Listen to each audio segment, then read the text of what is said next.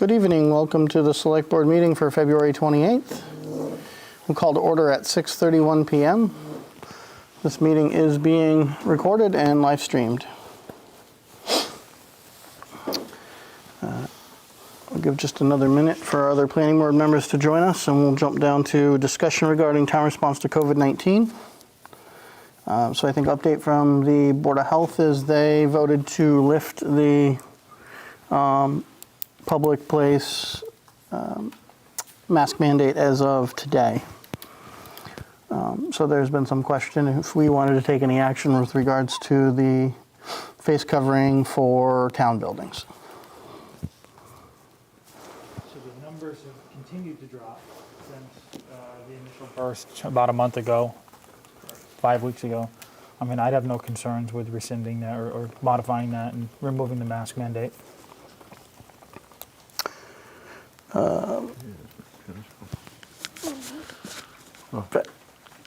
Vaccinated, unvaccinated, just unvaccinated. Just vaccinated. Or I don't have a concern either way. So I would leave it as a blanket, just no mask mandated. And wording have, encouraged, but not mandated.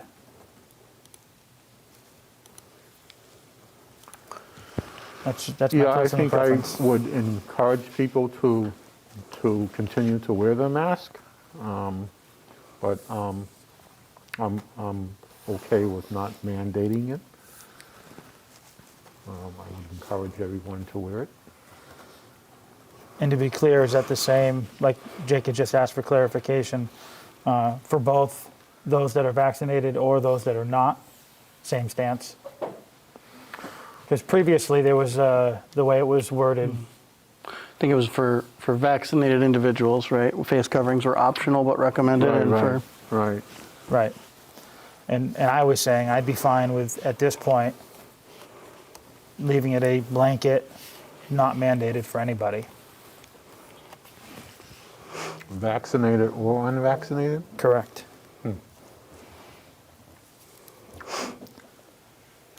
Based on the numbers that I've been seeing and the dropping of them, obviously mask mandates have come and gone. We've put them in, we've taken them out over time, and I just don't see the need to isolate a group at this point. It's encouraged. We encourage you. We have a high number of people that are vaccinated in town. I don't have the exact number. You might recall it. So it's a high number. So, and again, people have the right to wear one anytime they want. They can wear one at any building, meeting. We can keep providing the materials as well. We have a stockpile of PPE for the public as well as our employees. That would be my recommendation. Well, I think the chair's probably going to have to step in on this one, because I think I'm going to side with staying with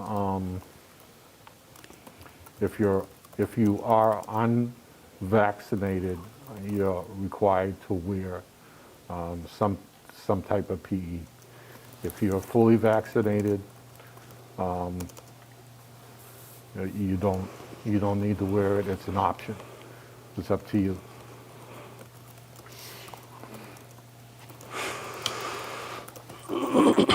So,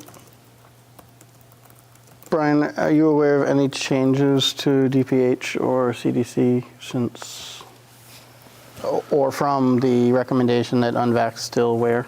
About a week and a half ago, Yeah. I did not get an updated guidance from DPH. Okay. So currently that is still their stance that they recommend unvax wear a face covering, as you understand it. That's how I understood it.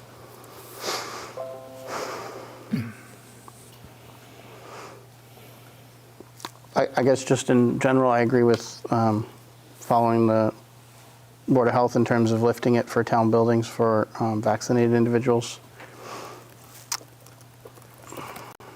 I think it's a tough call. I think you both make good points about, our numbers are down and they are continuing to be, and the number of vaccinated is, the majority. On the other hand, it's not just Erving residents that, people come in contact with, et cetera. I guess I would support lifting the mask mandate for vaccinated individuals and continuing it for unvaccinated for a period of time, not necessarily a long time, at least till, 2 weeks to the next meeting and review again. Chief? Yes, gentlemen, thank you for giving me an opportunity to speak tonight. Regarding the vaccinated and the unvaccinated, I would like to ask a few questions. Who are we protecting? Those that are not vaccinated, who are they protecting? When we talk about wearing masks and not wearing masks, I have no problem saying I'm unvaccinated. It's a choice that I've made, it's a decision that I've made, and I've lived with being told to wear a mask. I think across the board you're seeing masks are being lifted for vaccinated and unvaccinated. The school recently just lifted it for all students because they couldn't say certain students had to, certain students didn't have to, so they just lifted it. I'm all about being safe, I'm all about protecting people, I'm all about making people feel safe. But I really feel at this point, here we are, a year plus into this process, and we're still singling out the unvaccinated and the vaccinated, and we're putting rules and stipulations on those that are vaccinated. And it's difficult to continue to be treated differently. And again, I go back to who, if you're vaccinated, then you're protected. Who am I protecting? And the masks are not to prevent getting COVID, it's to prevent the spread of COVID. So if somebody who is vaccinated can get COVID and spread it, I just don't understand the logic behind it. With all due respect, sir.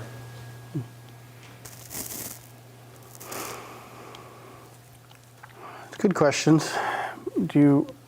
I know you're for, I'm in the middle, and I'm not saying I won't respond, but if you have thoughts, if you want to add them first, you're welcome to.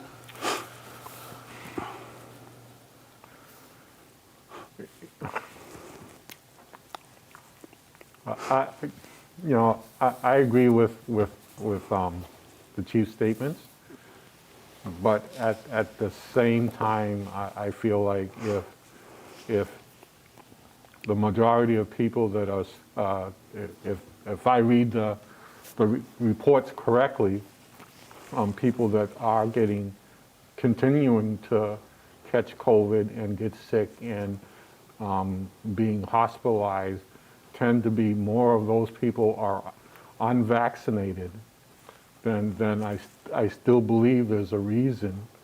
We're all in this together. We're not in it separately. So your decisions, a person's decision to be unvaccinated still affects me on a daily basis, or my family, or my friends, or people that may come in contact with someone who medical science is still saying those people are more prone today to still be the ones who are going to catch COVID or can catch COVID. And for me, that's a concern. For me, the point of view that the way I look at this is that if we had 85 to 95 or 100% vaccination, we wouldn't even be talking about this. It wouldn't still be a debate.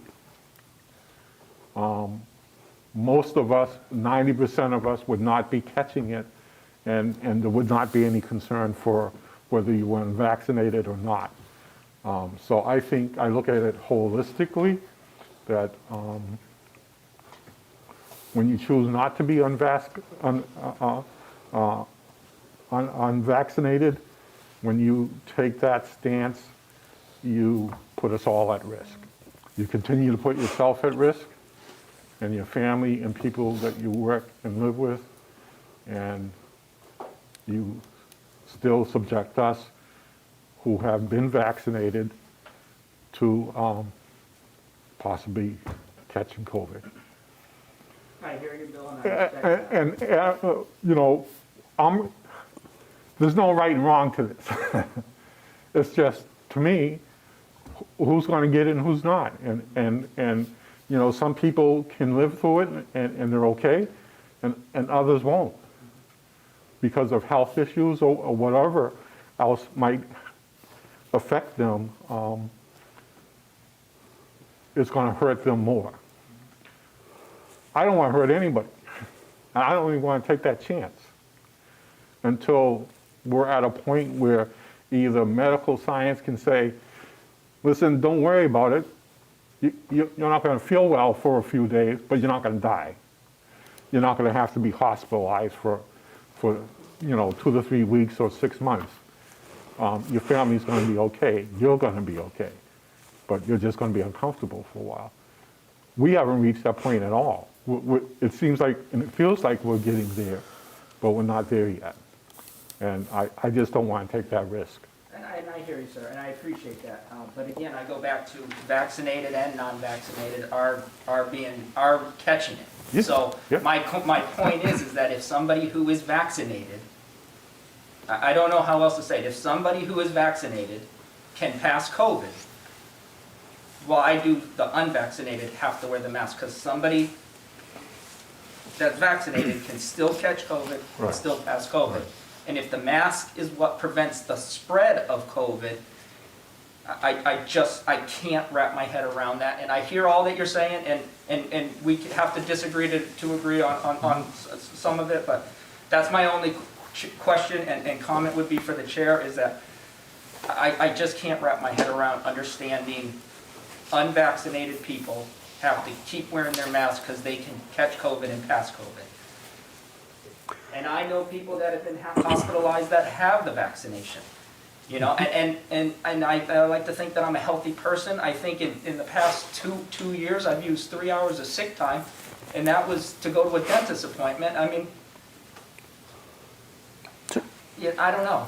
I don't know. I would just respect, I would just ask that the chair would take that into consideration and you know, I don't know. I don't know the right answer, but.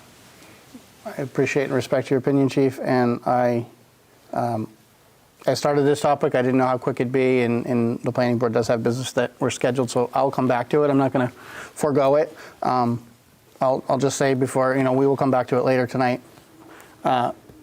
It's not specifically about you. I understand why you feel, Right. and you know, appreciate your disclosure and that, you know, it affects you, but it isn't specifically just considering you as the only one. There's, I don't know, roughly 20-30% of the population in town that we have to think about too. So I'll come back to some thoughts I have, and we'll revisit after, later tonight. With that, appreciate the planning board waiting with us here. So I'm going to call the joint meeting with the planning board to order at 6:44 p.m. I don't believe there's a quorum, but there is sufficient members here to take action in regards to the letter of interest for the open vacancy that exists. And so we had a letter of interest from Melanie Burnett for the open seat on the planning board.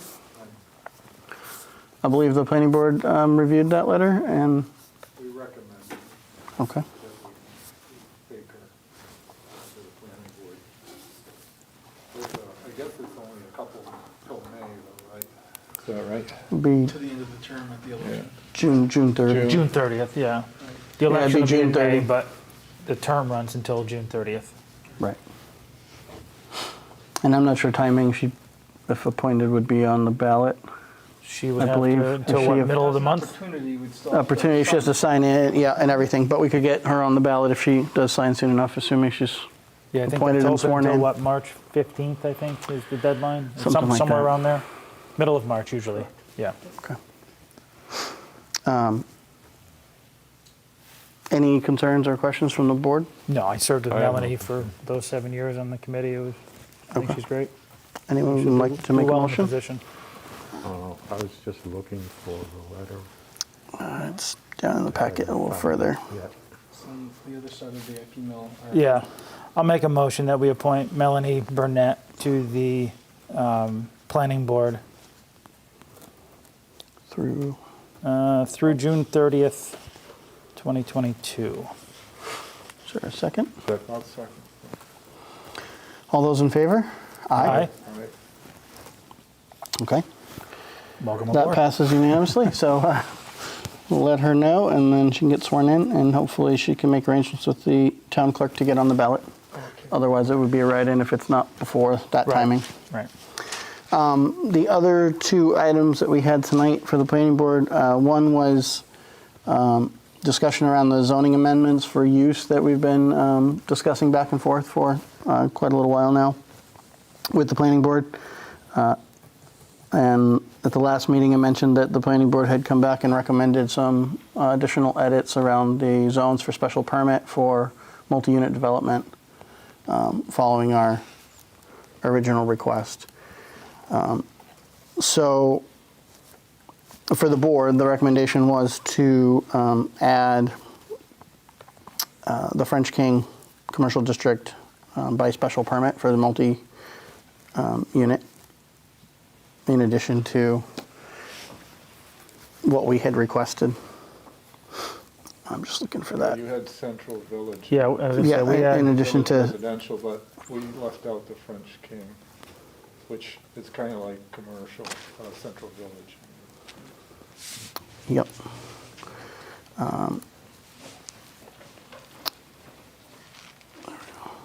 And I'm just looking for that memo that we had in here. yeah, I was just looking for it. I couldn't find it. It was yeah. a while ago. Yeah, anyway, give me just a moment. I'll see if I can find it here. Just want to make sure I didn't miss anything else that was in the draft here. Yeah, because it's not in tonight's agenda packet, but it was a previous email. Was it under a separate cover?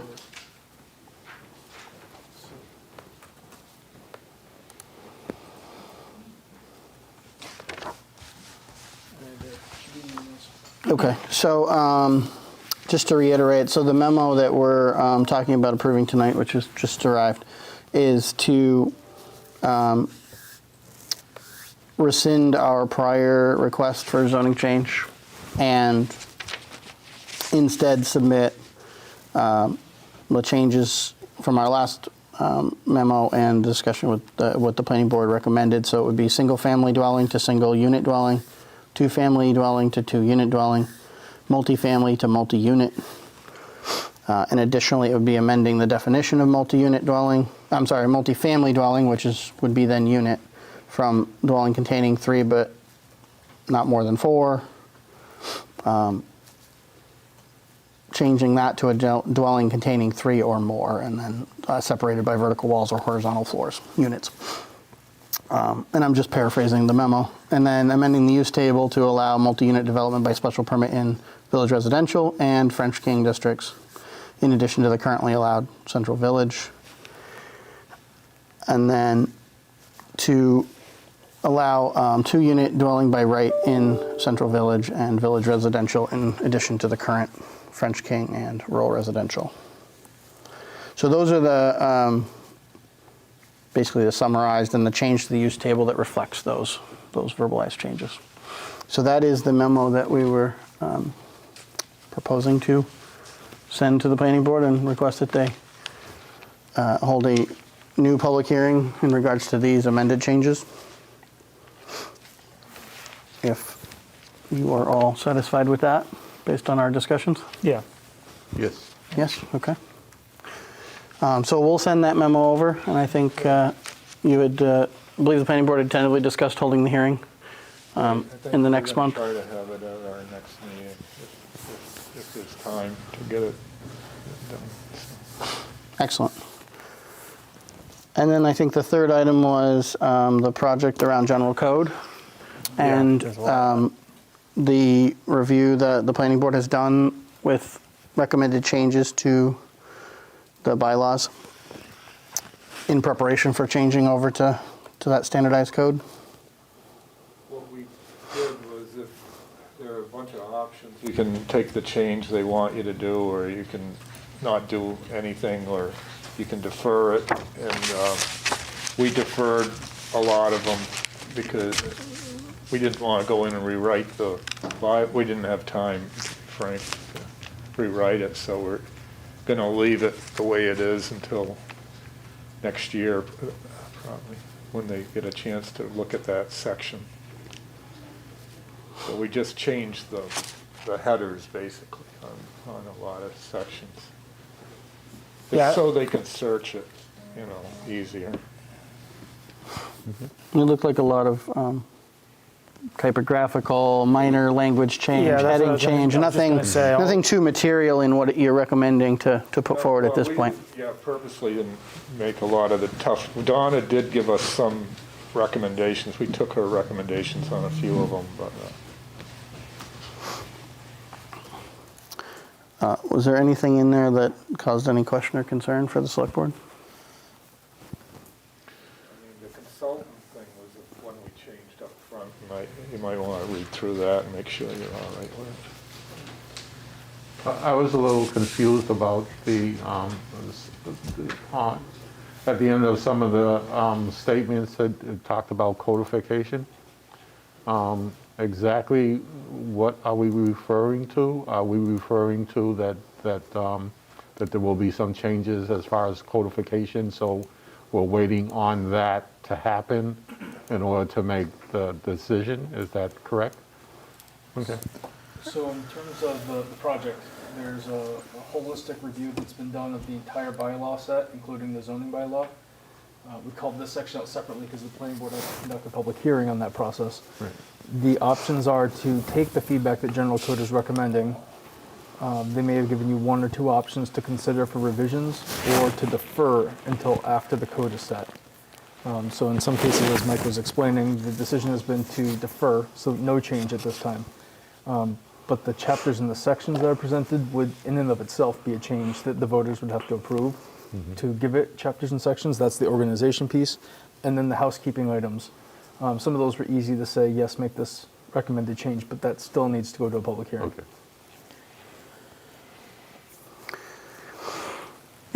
Any concerns on those? Or other questions? None. So I think the select board has no concerns with the planning board proceeding with the hearing for the code changes as presented either. The introduction we were going to redo too. I don't know if you had a chance to. It's in the packet. So in the memorandum that went with your general code, the general code submissions, that first page included section 1.1, which is the purpose statement. yeah. And the highlighted words are additions that the planning board would like to make to that.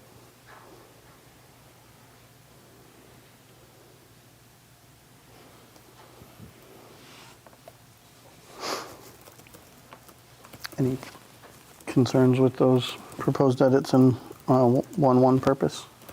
I had no concerns. None. I think we're also good with that. Thank you. Since there's not a quorum, I guess I would ask you, Mike as the chair, do you want to instruct the team to move forward with scheduling the hearing based on these topics? Yeah. Okay. All right. We will let, yes. So you can work on that with her and we'll get that stuff scheduled. I think she does, yes. Hoping that we would be ready, so I think we all are and good with it. We will formalize that memo and send it over to the planning board so you all have it as well. It looks like you got some good topics here with the IP mill and. We get quite a full agenda. You're welcome to join the conversation. Stay and join the conversation. Well, the COVID one's too delicate. I'm leaving on that one. Although I would like to get back to it soon, I don't think we will have the time before our next joint meeting. Anything else from the planning board for us? No.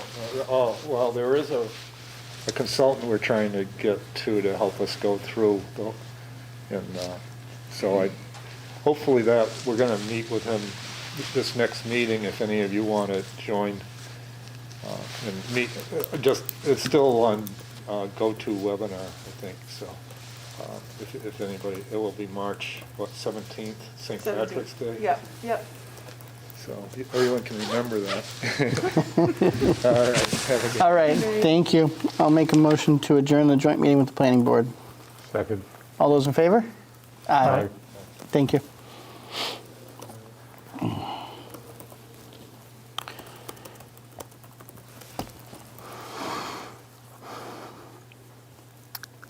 I hate to go back to the COVID topic with 4 minutes till our next joint meeting, so not to avoid it, but to give it its due time. We'll come back to that later tonight. I'm going to move on to discussion regarding traffic control and Erving Center impacts. Any updates, anything there? We're getting the opportunity to sit down with engineers from MassDOT and start talking about Erving Center safety again. So I don't have any firm timetables right now, but I will be able to come back to all of you and hopefully we can start structuring community conversations with the engineers as soon as I have a schedule. Excellent. And we will have the Church Street Bridge discussion on our next meeting to continue that work as well. Jump down to meeting minutes.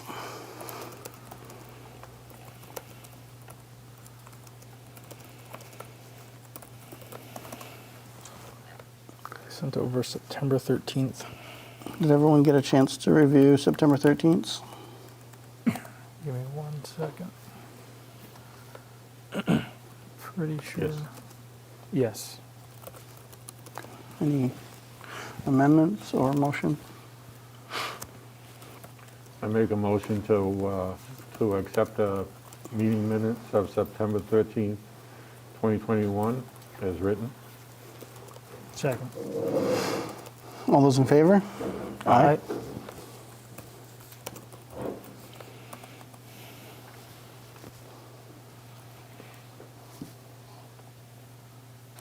And that was it. I didn't miss any others this time, right? Okay.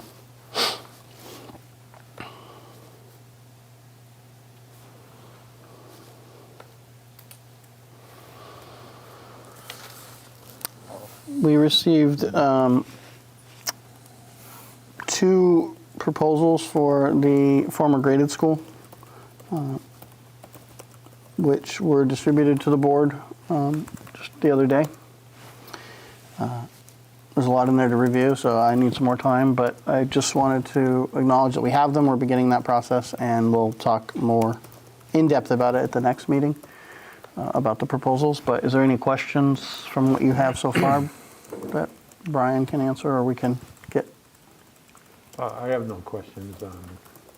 I like to read them both in detail. I read them partially for the first time today.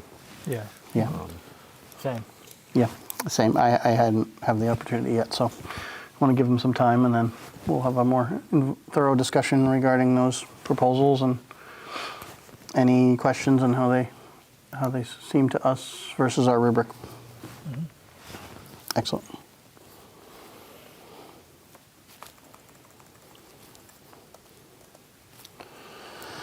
All right, with that, we are just about a minute away from our joint meeting, so if I can ask the Finance Committee and the Capital Planning Committee members to come on up.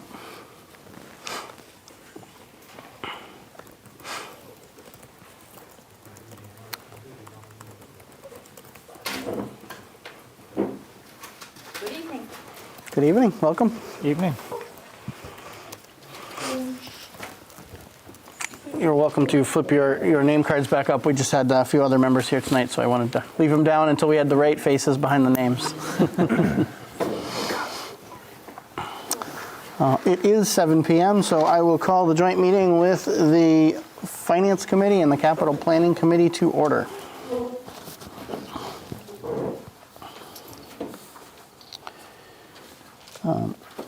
The first item I want to cover is the capital planning recommendations for capital projects for the budget for FY23.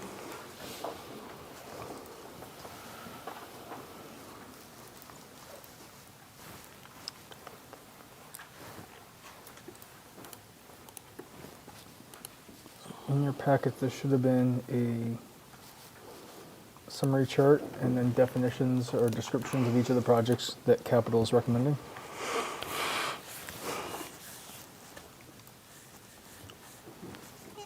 Would the capital planning chair like to cover those, or would you like me to just quickly summarize them?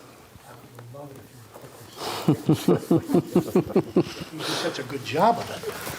I wouldn't go that far, but I will give it a shot, and then welcome discussion, questions from the finance committee, from the board, et cetera. There's a quick synopsis of our capital planning bylaw and committee process, and then some definition of what the capital expenditures are as we normally put forth, and then the capital improvement plan that was reviewed and is so far the recommendation of the capital planning committee. As a handful of items from a variety of funding sources. First one is IP mill selective demolition, of which we have a $600,000 grant available. From the board's perspective, what we may do or may not do with that money is to be determined still based on our IP mill RFP process. Second is preparation for a new cemetery, $50,000 from raise and appropriate. Third is the Poplar Mountain Conservation Parking Area for $40,000 from raise and appropriate. Fourth is emergency communications expansion and upgrades in the amount of $24,000 from raise and appropriate for additional mobile repeaters. Fifth is the Bridge Street and Maple Avenue reconstruction in the amount of $500,000. Recommended to be funded by 50% from Chapter 90 funds and 50% from raise and appropriate. A trench box and a trench shield for $25,000 from raise and appropriate. John Deere tractor for $30,000 from raise and appropriate. Poplar Mountain Road engineering in the amount of $117,800 expected to be from a grant. Swamp Road Bridge and North Street Wall engineering in the amount of $204,300, also from a grant source. Church Street Bridge construction at $1,600,000, recommended to be a borrowing. 2022 or 2023 Ford F-550 truck with a 9-foot plow for $125,000 from raise and appropriate. Police cruiser at $52,000 from raise and appropriate. And finally, a Ford Transit Connect van at $33,000 from wastewater retained earnings. So those are the recommended articles. I'll just put one footnote on the Church Street Bridge construction. As I mentioned earlier, the board is continuing that discussion in the next meeting and has not come to a determination on which design to go forward with, which may decrease that number. That is the highest option of the three proposals from our engineering team. So we would firm that up once the board has decided what we're putting forward. There are short couple sentence details of each one of those requests following that grid. And with that, I will turn it over to the group if there's any questions or comments about any of those recommended projects.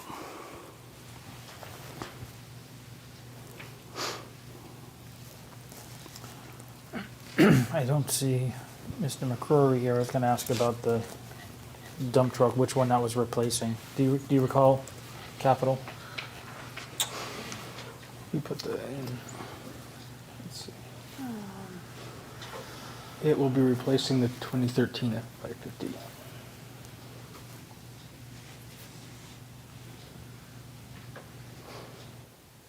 And that includes the assumption that we can move over the existing stainless steel body to the new chassis. Yeah, right.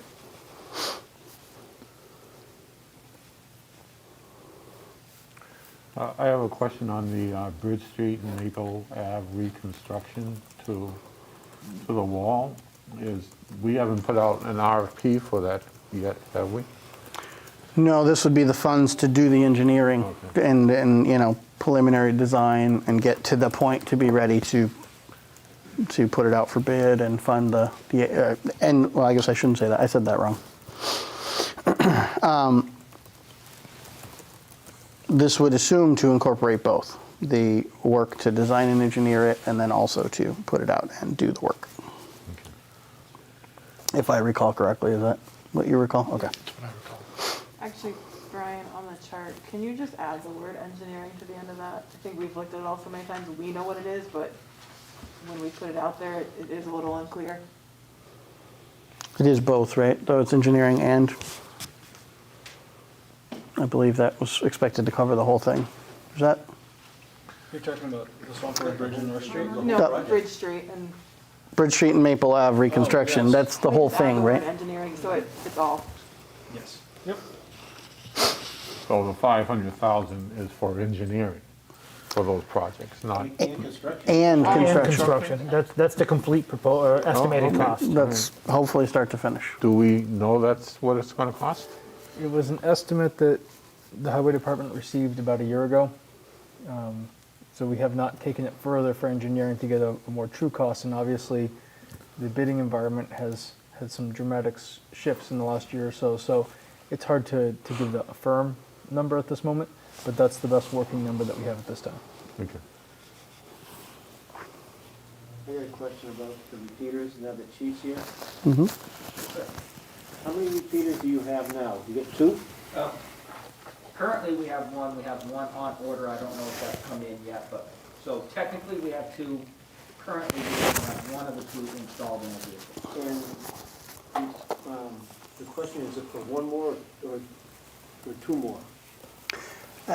I believe the 24 was meant to represent 2 more, correct? Correct, it was 2 more.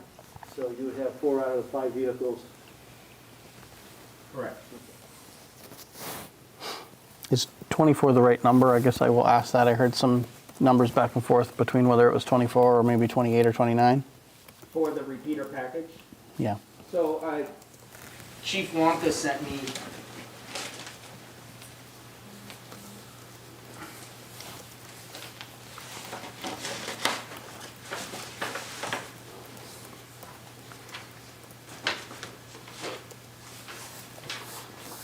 To put you on the spot.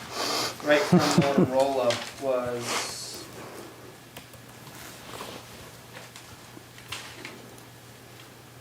for the repeater, it's 14,086.25. If you add a radio, just shy of 3,000, you're 16,919.55. That's for the repeater radio together. We already have the radio, so we're just looking at the 14,086.25.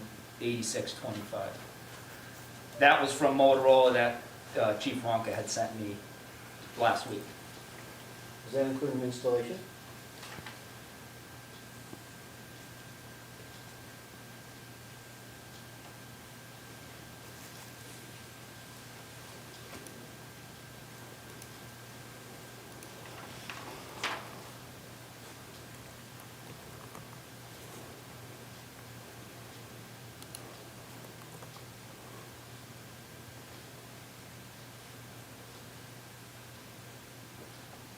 This doesn't say whether it just says miscellaneous installation hardware included in that, but it doesn't say just installation of the repeater. So Chief, that cost you just stated, is that for one repeater per vehicle? Correct, sir. That's from Motorola for one radio, one repeater. So is it are we going to put a repeater on each police vehicle? That's the hope at some point, is that all vehicles will have a repeater. Okay, Currently, we'll have 2. If we get these 2, then 4 of our cruisers will have them, so that's the hope. okay, Is to have those repeaters. okay. And back to Pete's question. Pete, this is the quote right from Motorola. I believe recently, and Brian, it was, who did the install, if you remember? It's Pittsfield, is it Pittsfield Communications? Sounds right. Pittsfield Communication is the one that did the install, so I would have to say that this quote does not include, but I could be wrong. So Because again, this is just from Motorola, this isn't. that's just for one. So the quote that they have most recently from Motorola is about $2,000 more than what I had been given a few weeks ago when Capital met. So, and again, with everything shifting, I would assume that the prices are as locked in as the state can lock them in, but the supply chain issues, this is our best guess, so it may make sense to adjust the capital appropriation if the goal is still 2 repeaters. And we'll hope that 6 months later, the prices are still as accurate as they are today, but they've changed in just the last few weeks. So we would need to add at least 6,000 to that line. Chief, I have a follow-up question. When we started talking initially about the repeaters, Chief Walker indicated that some of the buildings would also need a repeater on them or in them. Is that still the case? I can probably answer that Yeah, if you'd I like. apologize, Selectman Member, that I came in much towards the end of this whole project, so I don't want to misspeak, but Okay. Yeah, Chief Wonka took the lead because he's been working on it for much longer and Yep. kind of involved a lot. The last discussion that I recall with him, the recommendation is to use the mobile repeater units, and they are getting penetration in the building with one of those, on the curb, so to speak, as opposed to the building units.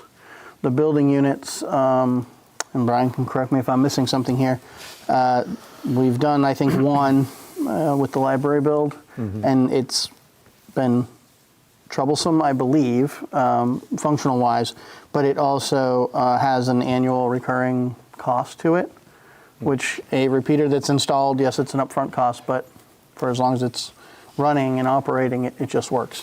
And they're getting the reception that they would need from those mobile units outside into the building. So Okay. I believe that's the last update I had. So the recommendation was to shift from a future installation cost and potentially, long-term annual commitment on a building-wide system on our large buildings, and instead outfitting our mobile units and having those at whatever scene they're needed instead. So my only question would be to the chief is in that you may be required, or your officers may be required to respond to any of the town buildings, the school and the library, and especially the school. Have we tested the mobile repeater in all parts of the buildings to see that we're getting clear reception and we can actually find out what's happening at the moment? Selectman Member, I can't speak to that. We have a repeater in one of our cars, but it's still getting programmed. Okay. So the PD has not been actively using a repeater at this point. Okay. Again, I don't want to speak for Chief Wonka, but Yeah, and Brian, from the fire side, we have it in 4 apparatus. 4 apparatus, and those had been tested before the mobile repeaters were installed in town. They were tested. So we borrowed another communities, tested them, and tested the signal strength in some of our larger buildings. So the school was one of them. So I think before the decision was made to go in the mobile versus the fixed route, that exclusively it was tested and believed that they are sufficient. Okay. And just to clarify one thing I maybe didn't call out, this police cruiser would be an add to move to 5, which is what Chief Holst kind of hinted at, that we'd have 4 out of 5, not all, with these repeaters proposed. So we'd still have 1 cruiser that did not have it. Right. But we'll eventually have one. That's a request and a decision for all of us to make at some point, right? Yeah, I mean, it would make sense. I mean, you wouldn't want to have one cruiser that didn't and an officer wound up in it and then can't communicate.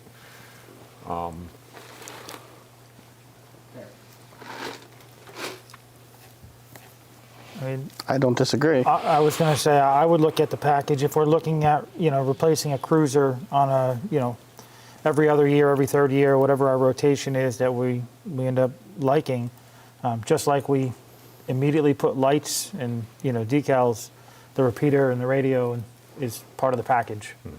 That just makes sense to me, to make sure that it's fully equipped and ready for use. And once we had them, they would be moved to the next, sorry, I didn't mean to cut you off. That's okay. Once we had them, like some of the equipment, it would get moved to the next car. That would be a piece of equipment, radio, watch guard, things like that, that gets moved from one car to the next car, once you had your fleet. So I don't know if this is a chief question, a chairman question, or possibly a Brian question. There's no discount for buying multiple units of these repeaters, is there? So if we added a third, is there maybe a little break? The discount was the state doing the procurement Okay. and allowing all the municipalities to get the bulk price, Okay. which is still fairly expensive. Does that expire anytime Well, soon? like I said, apparently the prices are already shifting, so I don't think that they're locked in long-term. So should we be looking at 3, and then every cruiser has it? This, just for the record, Brian, this quote was from February 15th of 2022, the one from Motorola that. Right. So that one's from about a week and a half ago. So if we do 3 now, then every cruiser in the fleet will have them, and they'll have everything else they need to have, and they'll be Well, that's, fully outfitted, right? Or do we wait with, how long does it take to procure a new cruiser? well, that's what I was Fair gonna say. question, too. If these were good, we would place the order in July and have it by October, November. I don't know that we can count on that. After the chip shortage that we had last year and the delay on vehicles, and now with everything that's happening globally, I'm not sure what we can expect for a delivery time. We will, if it's supported by you all and the voters, we will place the order in July, but it could be many months before we get it. Chief, do you happen to have the older quote with you when they were closer to around 12? For the repeaters, ma'am? Yeah. I don't. Okay, I was worried about the dates. So you can- Yeah, no, I never had a quote for That the was- repeater. That was something you had. From Walker, yeah. Yep. Do you know how old that one was for 12? I believe Starting to turn to mush up here. So. that was all part of the original emergency management purchase and rollout plan, like the big, where we only had to chip in a little and got all of the radios and the whole package. That's where those numbers started from, I believe. So it could have been only the large buy. I mean, I don't know what the factors are. So I mean, the other caveat is if we put in for 3, we still don't know if the new police cruiser, the additional 5th cruiser, would even be approved at town floor. Right. So that we'd be buying a mobile repeater for a cruiser that may or may not be approved. So you run a special next year? I mean, it's, could do that. We could consider it in the middle of next year. The cruiser's probably closer to getting here, and right. I think if it's been approved. I think the ability to obtain a repeater will happen much faster than procuring a new vehicle. So we have time. We have time after, annual, if it does pass, to then say, okay, let's look at what it looks like to get that one outfitted properly. I will say they both use chips, and I know they've had some of those struggles with that project too, but that's not to say it won't be faster. I just don't know how much faster. I think we should stick with the 2 instead of going with 3. It went from 24,000 to, if we go for 3, it'll be 45, 48,000. Yeah, I mean, that's nearly the price of a car. Yeah. We can always pick up the 3rd one later if we want. So am I hearing we're moving it to 30 to match the current pricing, as we think that's the right number? Yeah. Yeah, I think so. Yeah. Just okay, so we'll do that. Just another on the cruiser, Chief, you and I spoke the other day, and I think 52 might not be quite the right number for a new cruiser versus a replacement cruiser because of set equipment that would normally get moved over, so that may not be the right number. Just to kind of coming back to that. I have the new quote with me. I believe, Finance Committee, you guys have the $52,000 quote. Did you want that price, or? Yes, please, sir. Sorry. We're at 56,770.60, and that's without the repeater. That's just the markup on the vehicle price and the equipment that's mandatory for these things. And So then from what, the time that we got the first quote to this quote, and I've been told that this quote here already takes into consideration 2022 estimated contract price increase. It already has a buffer for that. Does that include the radio? Does that include all the required equipment? Because it's a new cruiser, I guess I should say. It will not include a radio or a repeater. And if I recall, roughly 3,000 will cover a radio. Rough numbers. Yeah, rough numbers, it was, 26 something, three. So to properly outfit without a repeater and put it on, we're talking 60 rather than the 52. Yeah. That's, it should be close enough, round numbers. Yep. I'm sorry if there was a question. The watch guard too, Chairman Smith. We didn't discuss the watch guard, but. Yeah. We'll come back to that one with the FinCom after. Okay. Questions, comments on that one? That 60 would include everything, lights, decaling, basically everything to make it a working functional cruiser? Okay. Except what Chief mentioned, just to be Yeah.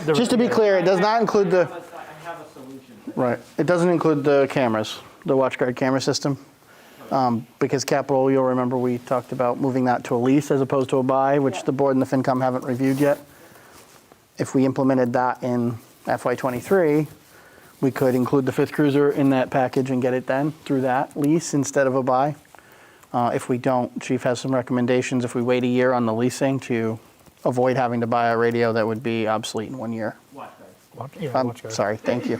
I do keep saying that. Thank you for correcting me. To buy a camera that would then be obsoleted in a year when we go to lease. Sorry.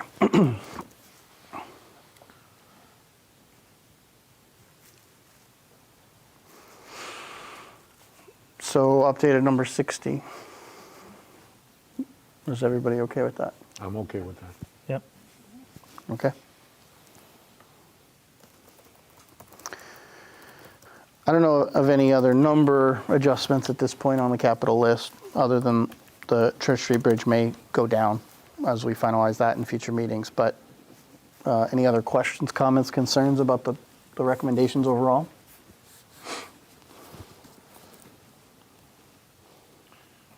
We didn't talk about the Ford Transit Connect van.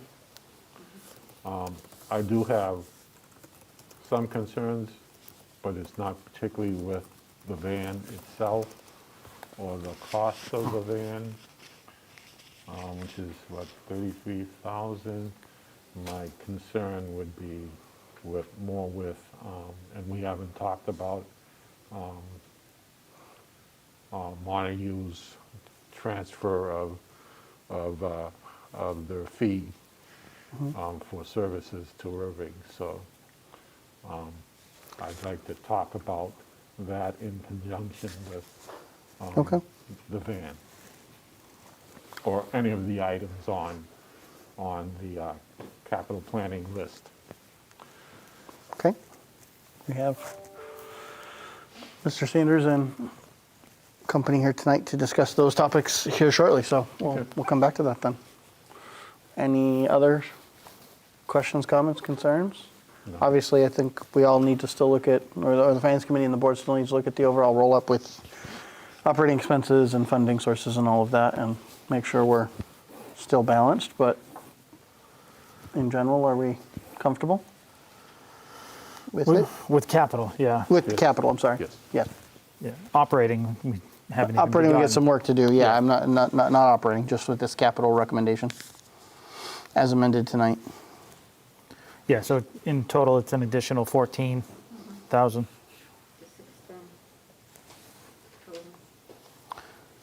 For raise and appropriate, yeah, or the 3,415,100 or something in that ballpark for the overall project list. Okay. Okay. So we have that. If anything changes, obviously we'll reach out. We have the annual town meeting draft warrant review to go over later tonight.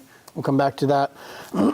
Before we do, just a question to Capital. Does Capital want to make a recommendation on what will be the capital improvement article now, or do you want to wait and do that in a future meeting, as amended tonight for the annual town meeting warrant? That was a lot of words, I know, sorry. We need to postpone it, I say we do it tonight. Just the only thing I'm worried about is price increases. You're gonna get hit with it anyway.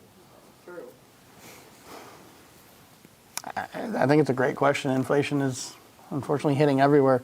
I don't know how we properly plan for that, right? I mean, we throw some number at it. It doesn't, other than cost us more money up front, I don't know what it does for us. We may have to make some strategic decisions in the year if we come up against significant impacts and need to make adjustments. I think in any budget, if there's minor adjustments to cost, we can generally absorb those somewhere.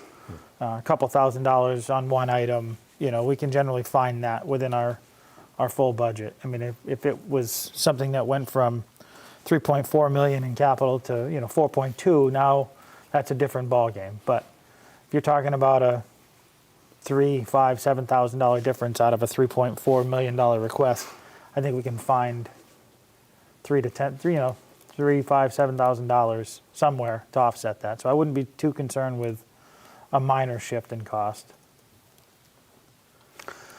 And I think if we have a major shift, I'll use the roll-off dumpster, I think it was from last year. It doubled or so, Right, and right. we went with a rent option instead, or leasing, because Find a different plan. Yeah, we had to make an adjustment, so Yep. I think we do that. So then on that note, I will make a motion that the capital improvement committee, capital planning committee recommends the FY '23 capital plan Second. As amended. All those in favor? as amended. All those in favor? Aye. All right, and we have that for the warrant. Moving forward from the capital plan, the next topic for the group to discuss is the NEPD's permit requirement and grant. Mr. Sanders, would you like to join us up here? Thank you. May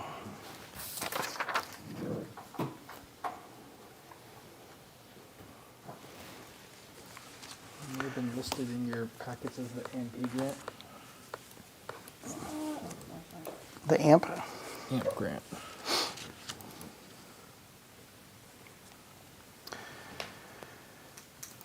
Pete, if you want to give, remind the board, because I think as me and Brian discussed, we kind of forgot what we had done, I think. Yeah, And all then of us. let the finance committee and the capital planning know where we are and because they haven't seen or heard of this. So why are we here and what are we looking for? So basically, in accordance with our NEPD's permit, we have to, the town has to have an asset management plan, which would cover all the wastewater infrastructure, the 3 facilities, the 3 permits that we have, the collection system, and it would basically help us with maintaining the resiliency of our system. And there's other little perks to it. So we applied for a grant back in, I believe it was in November. We worked with Time Bond for it. And we were awarded the grant. So basically the cost of the project was $142,500. That was the total cost. And we received the grant for $85,500, which is about 65%. To go along with that, part of the commitment that we had to make was $23,600 for in-kind services that we would do towards this. And then we would have to come up with a cash contribution of about $33,400. It is required through our permit that we need to do this, so that's why we applied for the grant, and we found out on February 17th that we had received the grant. So here we are.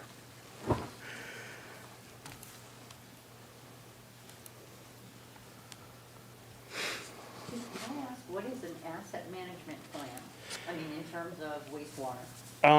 It will go over everything from the sewer lines, the pump stations, the 3 plants themselves, POTW 1, 2, and 3. It would also go over our GIS mapping data. It covers a whole good, large size area It's of kind of different. like anything and everything you wanted to know about wastewater in one package? Pretty much, and it's basically to help us, project where we could have problems in our system, to help prevent problems from happening, to better get a better database for, there's things that I know about the system and certain other people do. Everything would be entered into the database, so like when we're retire someday or something, it just makes a better base for us going forward. And hopefully it would save us money, prevent any major issues that we may have with the stations or the collection system. It would be things like that.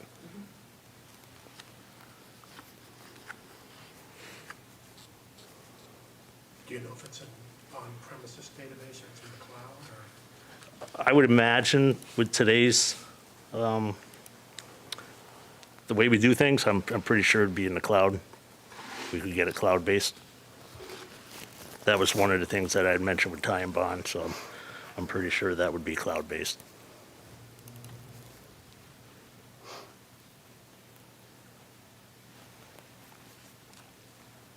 This is one time. Correct. For now. Well, let me ask a Unless- follow-up question to Right, that. and- So it's the initial investment in the building of it. Correct. And establishing the asset management Correct. program, right? Yes. Taking inventory, getting life cycles, Yep. current readings, putting all that together across every plant and every piece of equipment, right? Correct. But then there's probably some recurring cost to pay for the cloud database, pay for the users. Yeah, support fees, software support fees and stuff like that. Unfunded mandates. Yes. The NIPD's permit was just approved this last, summer, so Right. fall, so yeah, basically, right? And in terms of what database we use, if we have an existing platform, I'd like us to try to build off of those existing Well, resources that's a good point. rather than take on a new one. So whether it's Op10 or Dude or one of the systems that we're using, Right. it makes sense to build on that rather than take on a third or a new. It's a really good point. We do have asset management platforms and that we're using for other pieces throughout town, so maybe we Correct. don't And this need is new. pull it all together for wastewater. Build in the preventative maintenance schedules, just like Pete was discussing.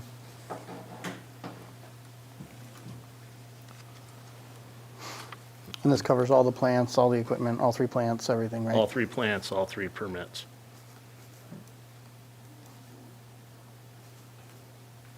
Not to be picky, but is there gonna be a capital request form coming? Yes, I. Received there- this afternoon, I just haven't had a chance to send it to you all. Yeah. That was sent up about 10 to 12. Okay. 10 or 12 today, not December. Right. Well, we didn't know till 2 weeks ago, roughly, if that. We went into crisis management mode, so. Yeah, I think we talked a little bit about needing to be better about grants and keeping on top of everything we're trying to do because we're doing more and more, and this is one of those that, Right. So what's the total? 142,000 No, that we, minus the grant. minus the grant. What you asking for on your capital? Cash. It would be the 33,400. And you have that in retained earnings.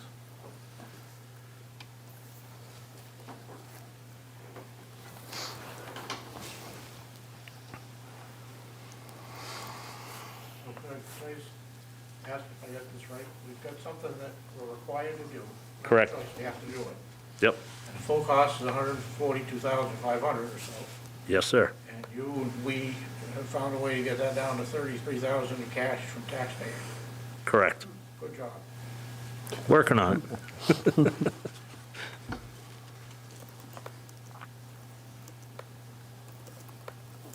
other questions on it? I have no concerns. We adding another line to that capital plan we just, probably shouldn't have finished wrapping up yet, jeez. We did motion for add them. Still a draft, absolutely. You said the funding source is retained earnings. Yeah.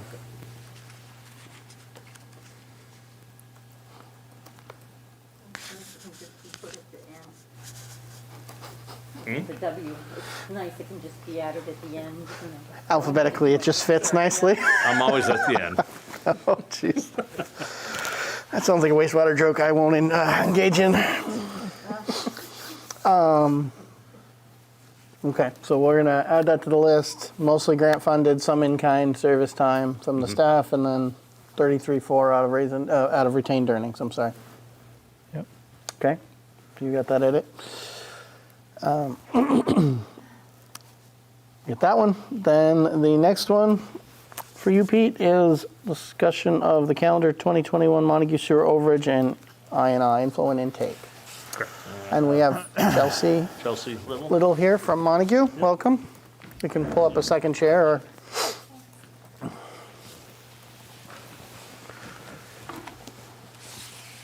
So kind of initially, Pete, if you just want to kind of outline, I know in most of us have heard this because we've had some overages coming over from Miller's in prior years where we've exceeded the planned volume. Correct. And Yeah, usually, there's a flow limit that we receive from Miller's, Town of Montague. And then there's an overage, if they go over that certain gallon amount, then there's an overage fee that's added on. It's all part of the agreement that we have with Montague. welcome. Just real quickly, you've probably kind of saw it, but we have Finance Committee and also Capital Planning Committee members over there, board here, Capital Planning Committee members over there. So this is a large group, so you get the full audience Yes. tonight. That's great. Thank you for having me tonight. For those who don't know me, my name is Chelsea Little. I'm the superintendent of Montague's wastewater treatment facility. I've been there it'll be 2 years in March, so I started right when COVID was first happening. So, and I know that we had some I&I work planned as part of our projects, and some of that was investigating illegal hookups, sump pumps, and tied-in roof drains. I don't believe that's the bulk of the issue for I&I. I think it needs a more robust look into what's actually causing the I&I issue in Millers Falls.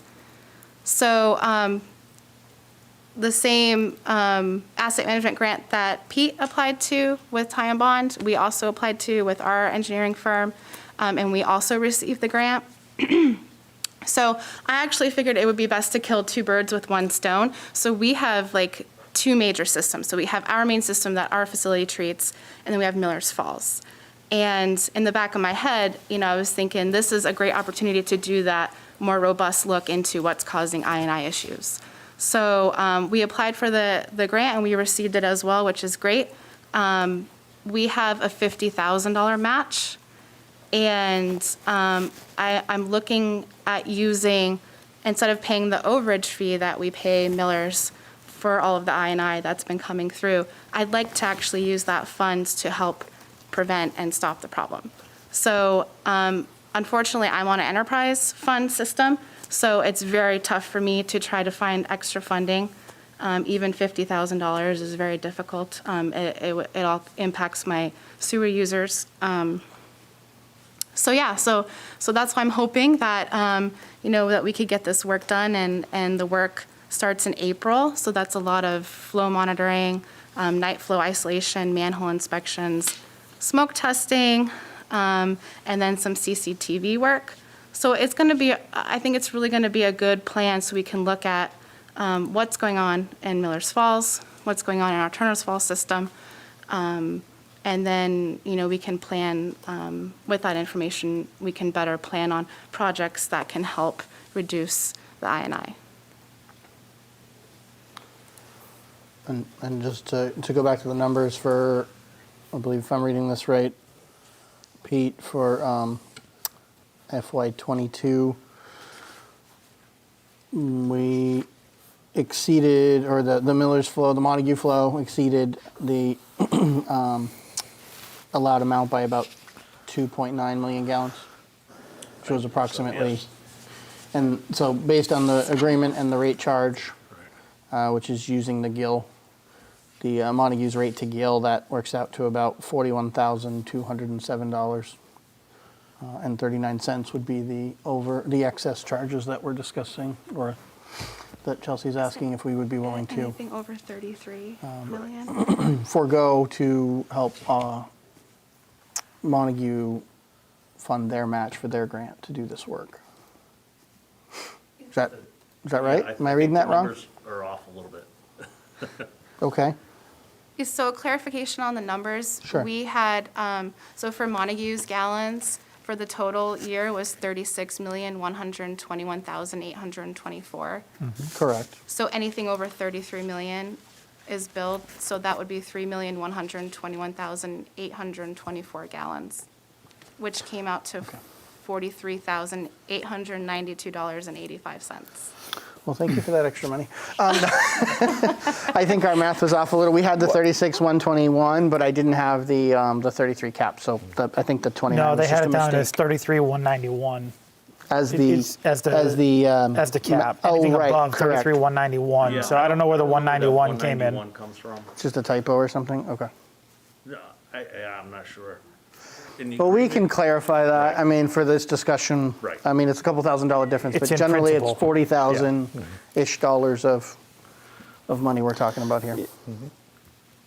So the only question I had was the work that you have planned for your I&I investigation, all your scoping and everything, and I'll use 42,000. It's cut it in the middle.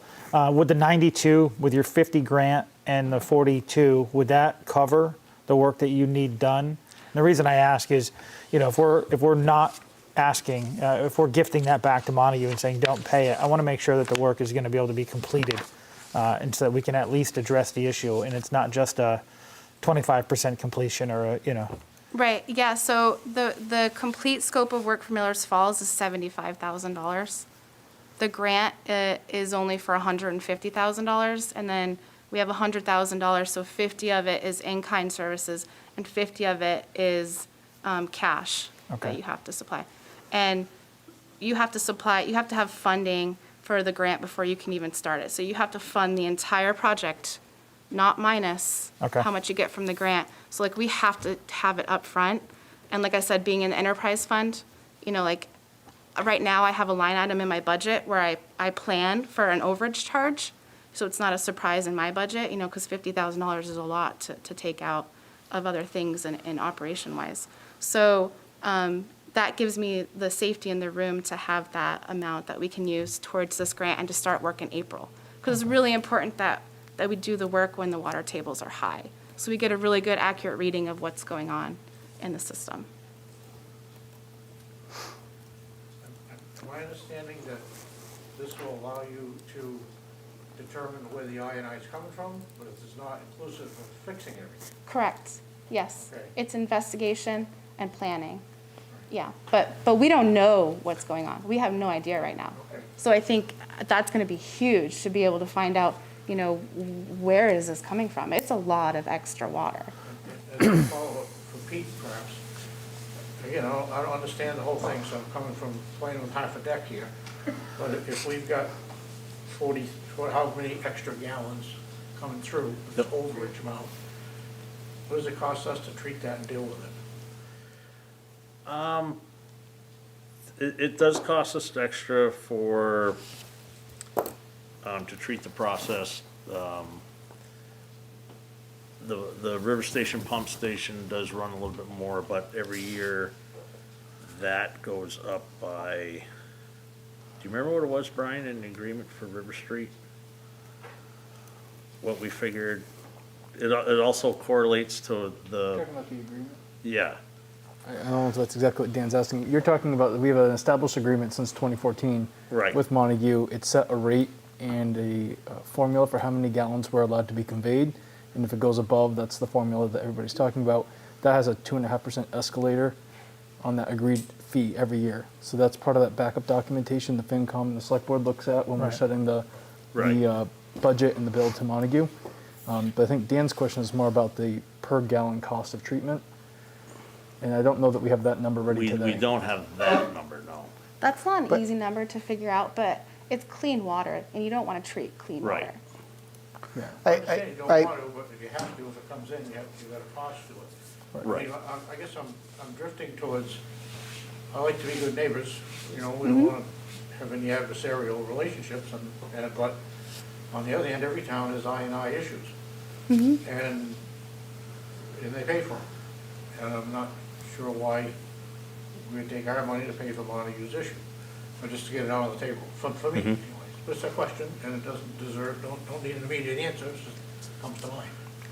Now, How does it I'll let you respond in 1 second, Chelsea. I just want to add to maybe round that out a little bit. We have had some issues that were caused by the excessive volume above what our equipment could handle at that station. We've had some issues in the system. We've had some issues in people's homes and other things that the town of Erving has had to pay for and resolve, at least partially due to the excessive flow coming in that exceeded our equipment's capabilities at that station. And Pete, correct me if I said anything wrong, but just to understand the cost here.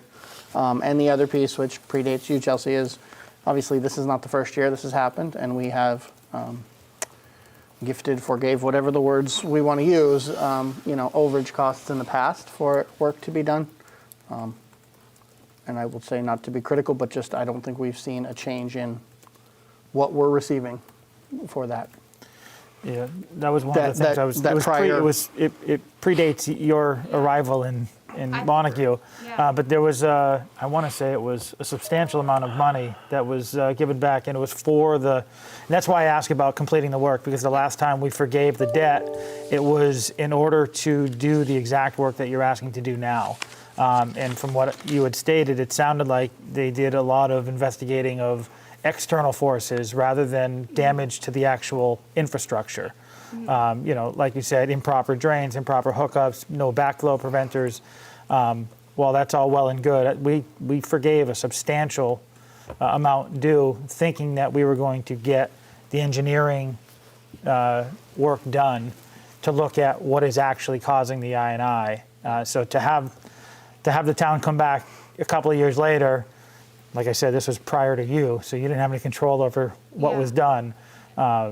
It's a little off-putting to find out that we're now being asked to forgive the debt again to do the work that we thought was going to be done a couple of years ago. Yeah, I mean, I think that's totally fair. I mean, Yeah. I get it, and I know it was before me, but I'm not sure exactly how much was forgave at that point, but I do know that I do still have, under my capital appropriations, $39,000 left for Miller's Falls I&I investigation work. So I don't know if that came directly from that.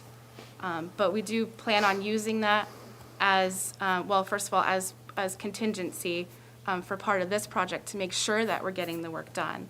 And also, that's going to be able to help. Maybe there's like some slip lining project that we can do really quick. If we do nighttime isolations and we find, this is a really trouble spot, if you just slip line this part, maybe we can use some of that funding. So that funding hasn't disappeared. It's still there, and we still want to use it for this project. That could go towards extra engineering that we need to apply for more grants to actually get the work done.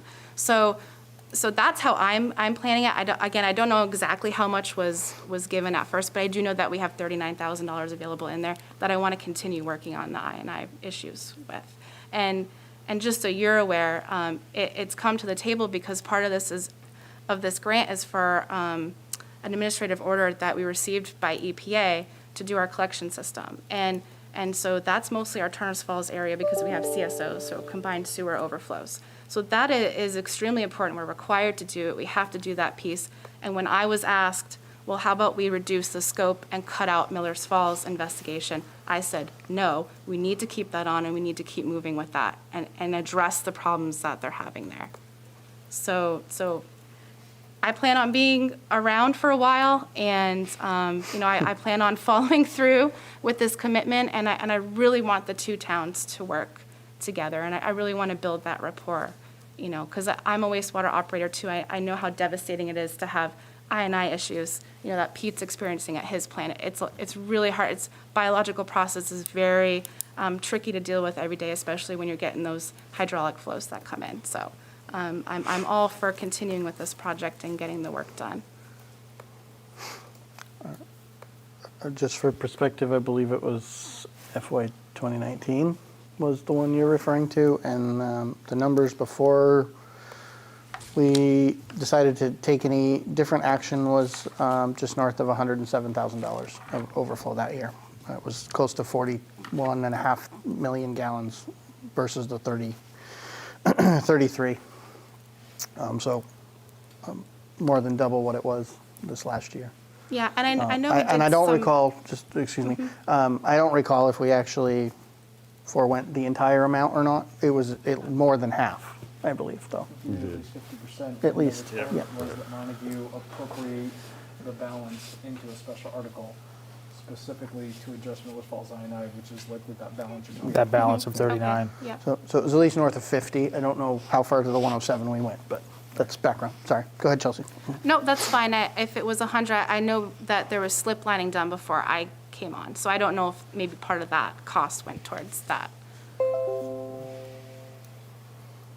I ask another question? Just, I'll leave the expertise to Pete, I know a little about this, and to you, because you know, both know way more than I do, but,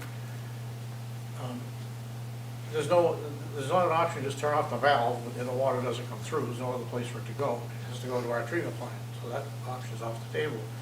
That being said, if the flow is making us exceed our permit, if that's the case, then I see there's some benefit to helping to stop the flow, some benefit to us. But I don't know that that's the case. We're not exceeding our permit, it created some problems. It's, like Chelsea had mentioned, we just have to tweak and play with the system biologically, how it works, to make it work. And the process of that, you're running things for a cost number that's hard to get. But you are using, more chemicals, you're running certain pumps and mixtures more, to get everything to settle out that you want, to get rid of your sludge.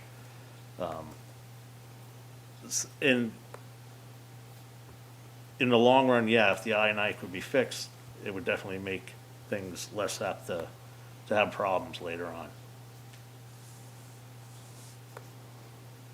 Yeah, go ahead. What fiscal year are we talking now? Are we talking 21, 22? Are we talking up to date now, or is it last year? For, This over, this Since the overage? This 40 some odd $1,000 we're talking here. Calendar year, yes, just Calendar calendar year, so year. it's, Yes. from January to December So last 21. year? Yes. so in years past, we waived the fee? In calendar 2018, we waived at least half of the fee, and under the stipulation that the half that was not paid by Montague went into a fund dedicated to dealing with the Millers Falls flow issues. Then we had 19, 20, 21, what happened, 19 and 20, what happened there? There wasn't always an overage, but also we've been in the middle of a pandemic, so there was probably a little less of a focus on that. This year, we went back over in 2021. So, did July 18th come into play? When we had Absolutely, This absolutely. 18 inches of Absolutely. rain, yes. absolutely. So, the system that Pete has tracks day by day, hour by hour, what's coming through the system.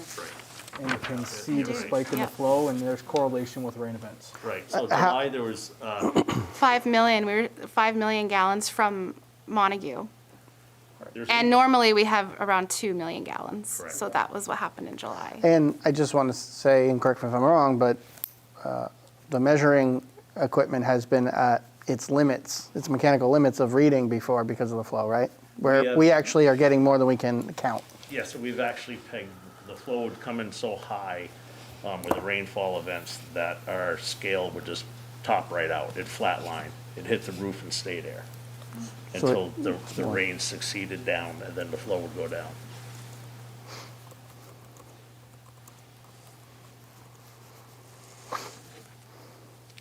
So my concern is that, and I don't want to, I'm not unsympathetic to the issues and concerns with Montague's system, my concern is that this is difficult times for everybody, including the town of Irving, and we have a list of bills that I won't even go over, but we're all aware of it here. And this is not the first time that we've come to the aid of Montague, and we're being asked to do it again. And the cost we're looking at is to the tune of services of $43,000, which is a van on our capital improvement, or a cruiser, which we have to pay, and we find a way to do that. And I just question, at some point, how long do we continue to be, quote unquote, a good neighbor? I know it benefits us as well as it benefits you, but at some point I feel like Montague has to step up to the plate and not expect that we will help build and fix their system.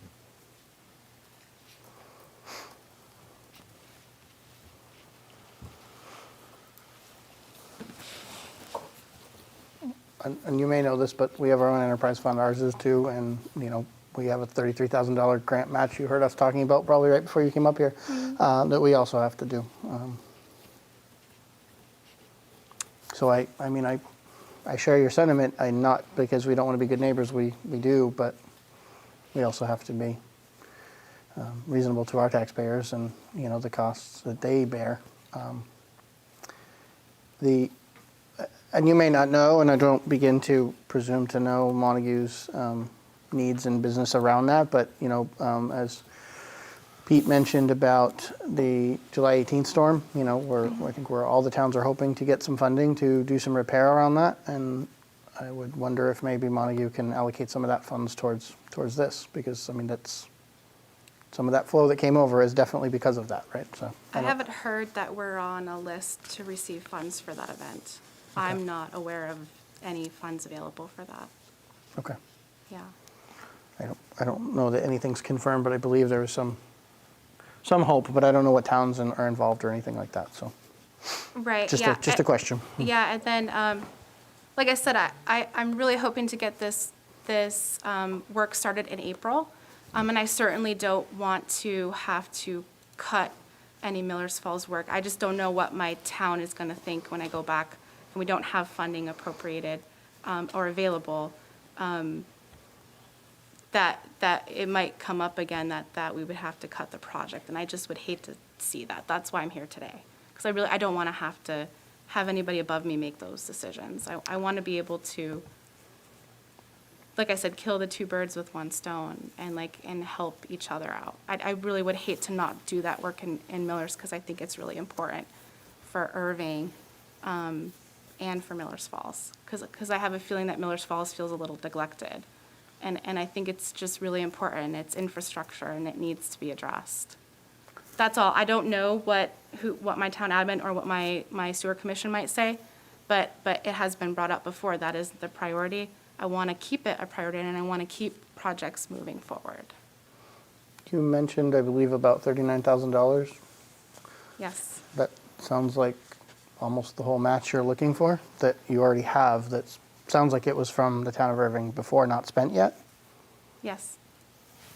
So I guess maybe just help me between those two pieces. I mean, are we talking that you're short $11,000 that you don't have if you use that 39 then?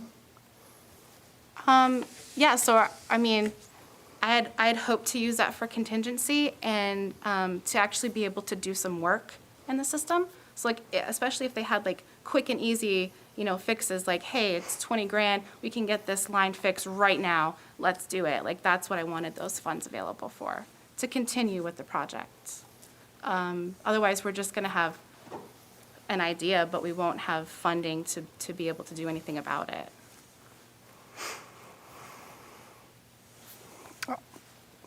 I guess I'll just say my sentiment is a little bit of, we assuming that is the money that we all believe it is, that was that was our good faith gesture to get to what you're proposing is the end state of this grant. For me, I'd like to see that come to fruition before we're considering,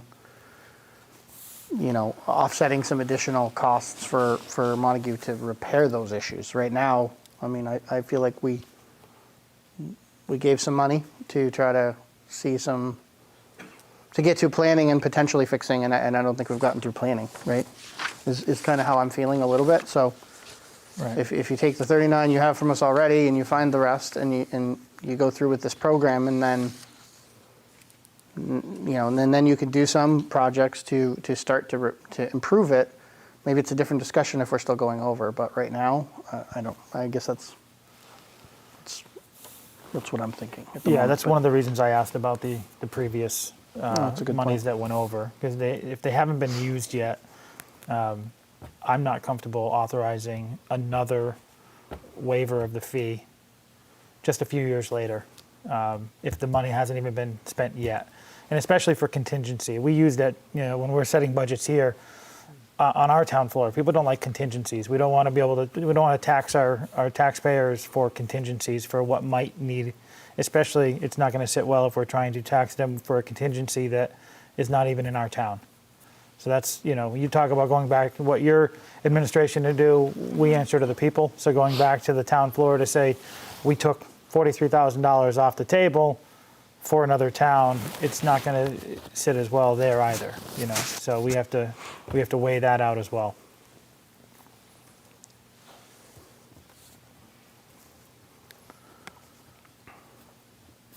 Oh, I'm sorry. Yeah, go ahead.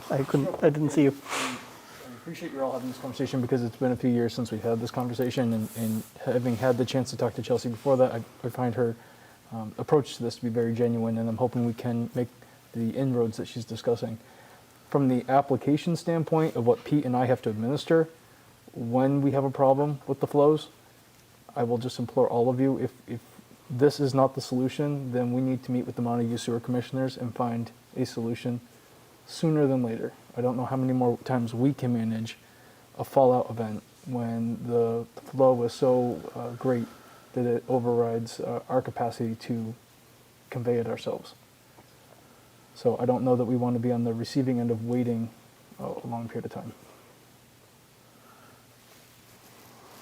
So as a compromise, you said you needed a $50,000 match. Yes.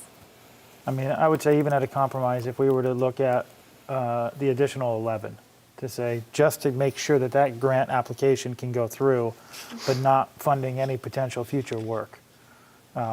That would be on the dime of Montague to take care of. But if it means that we can take advantage or assist Montague in taking advantage of within the next 60 days, doing the investigation to find out what's causing it. And thank you for that, Brian. To Brian's point, if even the man hours alone, time on task for our staff to be able to keep doing that, that's not billable to anybody else. That's not billable by flow, by meter. That's just time on task that they're going to continue to do to take care of our end of the paperwork. So I'm not in favor of the full 43 for the excess. I think some of that still needs to get paid, but I would be in favor of amending that dollar amount to assist them in getting to the grant match. I have to ask this question. So I believe you said the whole thing is about $250,000. Yes. Does that only focus on Miller's, the whole $250,000? No, it focuses on Turner's Falls as well. It's basically, we see it as two separate systems because what flows to our wastewater treatment facility and then what goes to Erving. I only ask, and this may sound harsh, and I don't mean it that way, but if we're funding the entire $50,000 match for all of Montague's project, that's not the part that is even affecting us. And and the $39,000 that we've already given is not contingency. It's Miller's Falls improvement money, and Yeah, good point. it's not maybe yours that started naming it that way, but I just want to be really clear. That's not what that money is. That's Erving's money to repair Montague's issues in Miller's Falls with the flow they give Erving, and should be used as such. And I don't know the breakdown, and I don't know if you do, but I doubt that it's, I think you said maybe 75. I doubt it's half of the $250,000 that's Miller's work. And so I would say you have more than a 50% match from the town of Erving for the portion that's going to be in Miller's of that grant. And I don't see why we would put more towards that.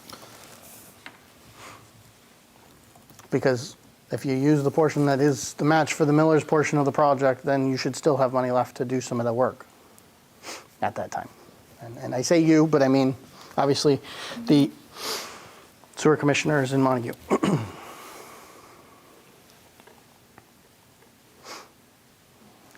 Others have comments or questions or thoughts? What did your sewer commissioner say about this? I don't think I could speak for any other opinions on the matter. Like I said, I You're trying, you said you don't wanna go, let anybody above you make the decision. You wanna be able to do this on your own. I don't want the chance that the Miller's Falls project piece would get cut, is all I mean by that. So are the sewer commissioners not in favor of moving forward with Miller's Falls?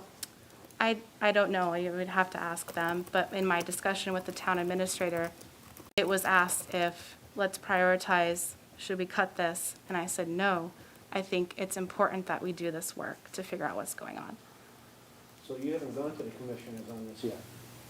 The commissioners are aware that I was meeting with the town of Erving to discuss it, and they supported that.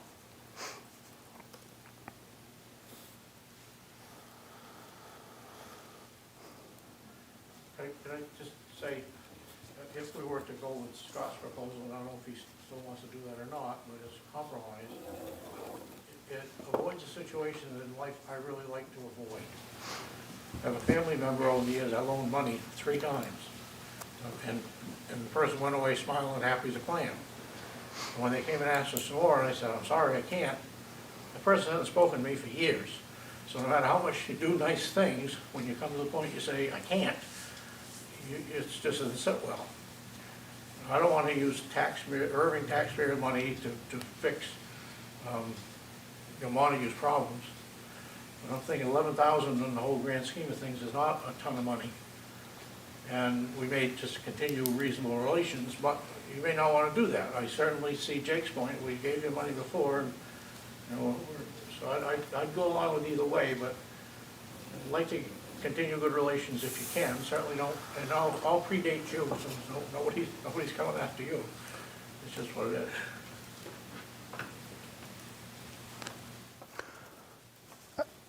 And maybe just to clarify my position, I'm not necessarily for or against adding $11,000 to the 39 that's there and making it 50. My issue will be if any of that 50 is matching the grant for work not done in Miller's. That's where my issue lies. So it's not really even the 50, just to be clear, on whether or not Erving's rounded that up to 50 with foregoing fees. It's that any of that money is used for work in the rest of Turner's Falls. That's not what that money's for, and that's not what the 39 was agreed to. So the 39 can't be used that way. That's not what we said, and that's not in the agreement. So I probably wouldn't have any problem with adding 11 if it is materially beneficial to improving the problem, but regardless, all of that money can only be used in Miller's, as far as I would be concerned, or I don't see the point in doing it at all. So just on that, it's $75,000 worth of work in Miller's, and I know we're getting reimbursed with the grant piece at some point, but all of this investigation is between April and October. So I just want to make sure that, I don't know when we're getting those funds, I want to make sure that we're getting the work done at the 75. So I really have to appropriate the 75 to get the work done in Miller's. I don't know if there's some way that you can articulate it if you were to create a motion for it, but that we could, I just don't know how this works, but like if there was some way to, like, after we receive the funding, the percent that Miller's Falls is from the grant, return that back. I don't know if that's a way around it. But I just want to make sure, because like we have to get this work done in like this year, in like April of this year. So that's the reason why the ask was for the 50.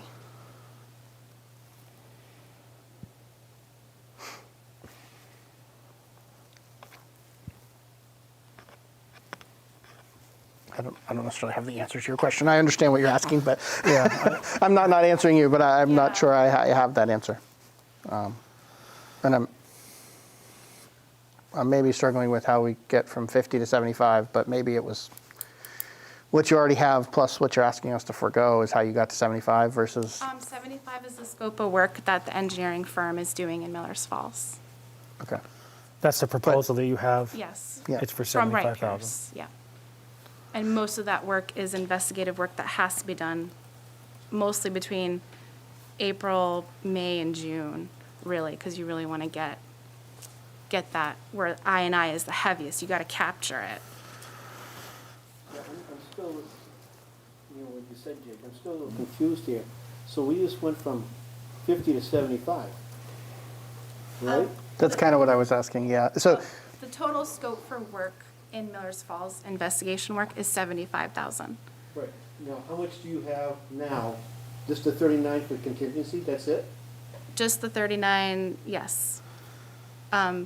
So I have to find that funding quickly from other sources. Now, I could get that from my operating budget, which includes a line item for the overage.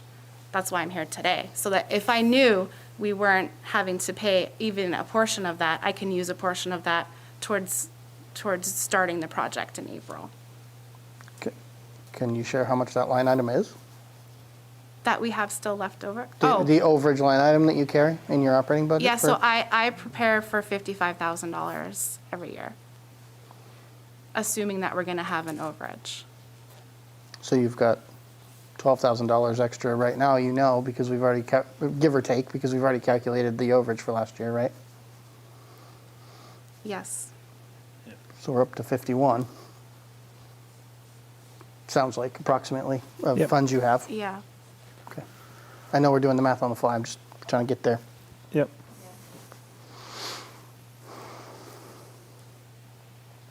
I just add, if we're working towards the objective of our treatment plant personnel not needing to do so much, is that accurate? We're working towards that objective. Lowering the operating costs, the risk of any overflow at River Street Pump Station, Failures? knocking down a risk of, failures, any houses getting backed up. Yeah. I would think an additional 11,000 is not an unreasonable amount, shows good faith, and it's not a ton of money. But it's not my vote, that's just my thought.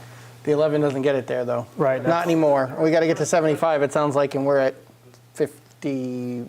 55. 50, yeah. You're gonna need another 24. Thank you. Well, I don't know, we're obligated to come up with everything to bring them whole to 75 or whatever it is, but offering something would be better than offering nothing, I would think. But again, it's not my vote, it's just my thought. Well, I don't know what authority and or ability you have to have other funds to make that 75 beyond what you're asking us for. So I have the 39 that we still have in that appropriated item. And then the 43 for the overage, that would have put it at 83. So I guess technically it wouldn't have to be the full 43, but that's where I would have to get it. I mean, that comes from my operating budget, and we just got hit with septage hauling fees that I know, like sludge hauling fees, I know aren't your guys' issue. But it's just I'm just trying to protect my users. I know you know about it. I'm trying to protect my users too, but I also want to make sure that we're getting the work done as well. That goes back to the point that Erving's funding the whole thing. No. If you get to 39 and you went to 43, there's 80, so you need 75, so we're Yes. paying for the whole thing. Am I right on this? I believe you are. You're asking Erving to, between what we've already given, to give enough to fund the whole $75,000 project. Just with the overages, just out of overages, so I'm not asking you to come up with funds from tax base or your user base to pay for anything. But realize our wastewater is funded by taxation. We don't charge our users. So Right. every single resident of the town who pays taxes is going, if we forego fees from Montague, pays the difference. If we get those fees from Montague, that's taxes that the citizens here don't have to pay. So that $42,000, however you want to look at it, 43, whatever, is borne by the taxpayers if we here say Montague can keep that money. Because that would replace taxation. So just to be reasonable to where that money comes from. But it's also not guaranteed that you're going to have an overage every year. So it's not something that you can predict and plan on offsetting for the tax base. Correct. We don't put it in our operating budget, but I mean, if someone came to me and said, well, you can keep $40,000 or give it away this year, what do you want to do? I'm going to keep $40,000. I mean, that's kind of, I think all of us would as taxpayers say, sure, I want to keep the money. So it's got to be some really long-term valuable reasons for doing this. And there are some risks we have. Don't get me wrong. We have lots of them that we've endured already, and we've spent out well above that on dealing with them. So we've also spent money because of this problem, probably exceeding what we'll ever see in receipts. Yeah, I mean, it's not it's not fun to deal with, but I have to do my job and at least come to you all and ask. I think I wouldn't be doing my job if I didn't try. 'Cause Appreciate I you do coming want and to see asking. this. You know, I appreciate you coming and asking. Yeah. Please don't think that's. We want to make the time and space to have this dialogue, and it's not a fun one, but I appreciate Yeah. appreciate you being here to do it. Thank you. Yeah, I just want one last thought. Please. Chelsea, you had And then we mentioned gotta something about Move forward. potentially the 43,000 request, and that allows you to, because you have that currently in your operating. You have that as a withholding right now in your operating. So that gives you access to that funds if we approve it. Yes. So you can get the work done in April. But you had mentioned something, my request would be to go back and say a future repayment of that. So if there is, I would want to guarantee that the town of Montague maybe doesn't have it in their any other budget now, but looking forward to next year to just forward this bill. I don't know if we can do that. Forward the bill to a future fiscal year and say that it's still money due. The three of you can do whatever you want. Well, I just didn't know. Within reason. Yeah, no, the legalities. I wanted to make sure. So I guess my ask would be, in order, if your need is time is of the essence in order to get this work done, if you could have your future fiscal year, move this to a future fiscal billing to have it returned to the town of Erving in a future year, to allow you to have access to it this year. You're saying defer the billing. Defer the basically? billing for Or 1 defer year a to give portion of you it? access to it this year, and so we're not deferring it, we're not forgiving it. We Yep. defer it, which allows you to do the immediate, grant application and work on the Miller's Falls portion, along with the rest of your town, but gives you that access. But knowing that when we're back at the table next year, we're expecting to see that overage of 43 coming back. Okay. Can I ask a question about that, though? If you defer it, then doesn't that mean that Montague has to go to a special town meeting in order to pay a previous fiscal year? And so then it would be up to the voters as to whether or not it gets paid. Yes, but I think to what your suggestion is would be some type of agreement between the select board, sewer commissioners, the Montague select board, however that gets structured, that puts that expectation in writing, a conditional. If this is not approved, then this can't go forward.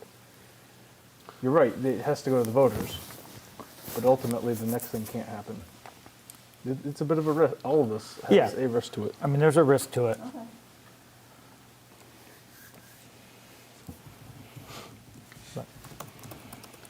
Just a thought, I really- and that's that olive branch of saying, I understand the timing. You're looking at this saying, I've got an engineering firm that's saying, we need to capture the flow and it's coming in a couple of months. This is when the melting season is, this is the rain season, we got to capture it if we're going to do it, or we're going to wait a whole nother year, Yeah. and you'll have a whole nother year of overages, and I get all of that. So looking at this saying, defer it, and then see if we can work with their commissioners and their board of selectmen to capture an agreement that says, we'll defer it for 1 year. Keep it on your docket, it's a bill due, but utilize it this year for the work you need done. So with Montague in years past, with the overflow that they owed us, then was that a town meeting article for them to pay us back? No, I believe we that- just how's that paid it. done? We just paid it when it was due. It was paid. Chelsea's describing that in their operating budget, they hold a line item specifically for. Right. Yeah, but I think his question is, let's go back to 2018. Well, 2019, when it was the 2018 overage, which I think was the first time we really had any significant issue here. The select board made the decision to forego a portion of, let's say it was 50% approximately. The remaining 50,000-ish, I believe, was paid out of probably what they had in excess operating. Because Right. it was paid in the fiscal year. So, To your question, it was Right. just paid, and they didn't have an appropriation or a budget at that time. and knowing that you have a line item appropriation of 55, and we have not had overages every single year, that line item remains. So when you're doing your, your next FY23 budget, I'm assuming you're going to keep that line item of 55,000. So assuming that we don't have back-to-back major, because we didn't have, we could have had it last year. I'm not 100% sure. But there's a likelihood that it wouldn't have to go to a town floor because it's already in her operating budget for 55. And if they don't have another overage that goes above that 55 or above 12, then they still have 43 there to pay that deferred bill. I believe it would still have to go to town meeting for, Because it's But- prior Because it's year, prior yeah. year. right, Yeah. yeah. Yep. So let me put this out here, and I appreciate the discussion, and I Yeah, want to it's give this lengthy. lots of time, but we have other meetings and Yeah, other things I agree. tonight that we have to wrap and be at pretty soon. So the other piece that I think is important is if we're doing this and we're basically funding the full 75 out of Erving receipts that we're not collecting, even if we collect some later, the principle that the money that we are putting towards this ultimately should only be the portion of the grant match that, if you get the grant and everything that you're planning, that is the Miller's Falls percentage of the overall project. Which, if my math was right, if it's 75, it's only $15,000 Correct. That's out what of I your had. 50. Yep. Because at least personally, I would expect the in-kind staff time to be donated for the effort that we're putting in from Montague. So that being said, I guess what I'm getting at is, with what you have in your operating budget, we should still be able to bill you 19 of the 40-something, and you'd still have 75 left to move forward, which would get you that. And once the grant comes in, there should be 60 in there to put into that account that is, Miller's Falls money that has not yet been spent, assuming the grant comes in. So Yeah, and I guess what those I'd are some like of to the do same is- numbers. I had is- 15K there, I had Yeah. 60 there, I had 30, so I was doing the same math saying, And I know you need to bring this to the sewer commissioners and get their, approval, and we've got to have to draft something up in writing if we all agree here. Yeah. But I'm going to make a motion that we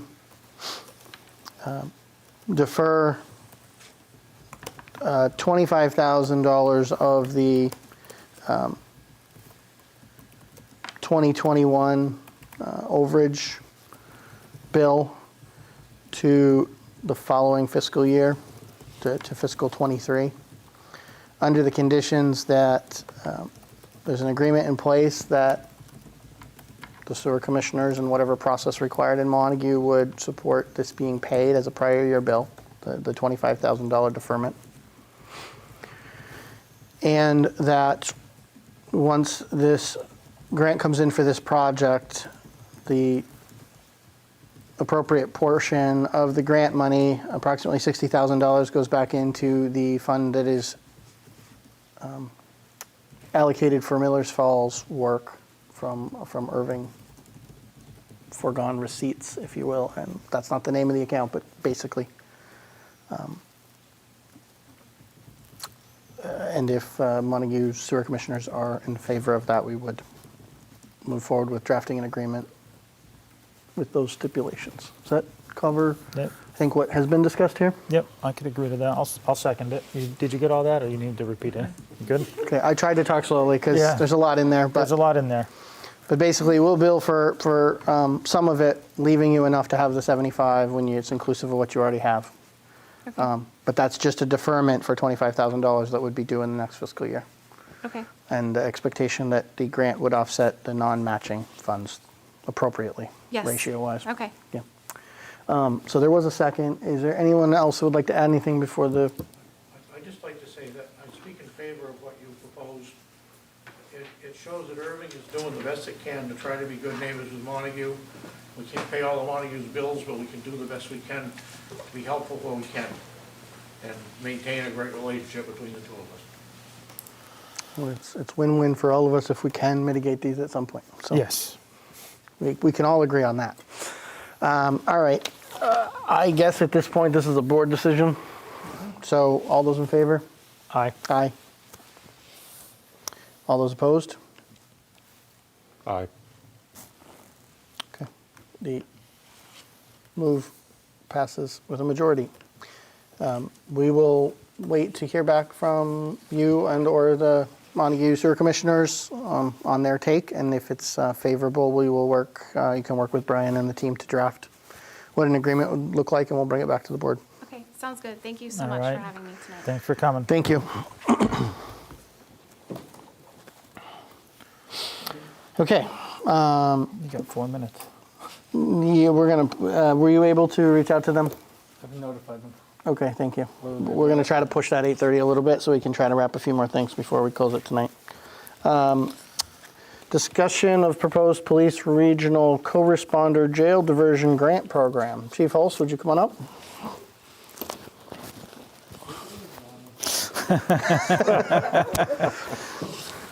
Thank you for having me. Thank you for being here.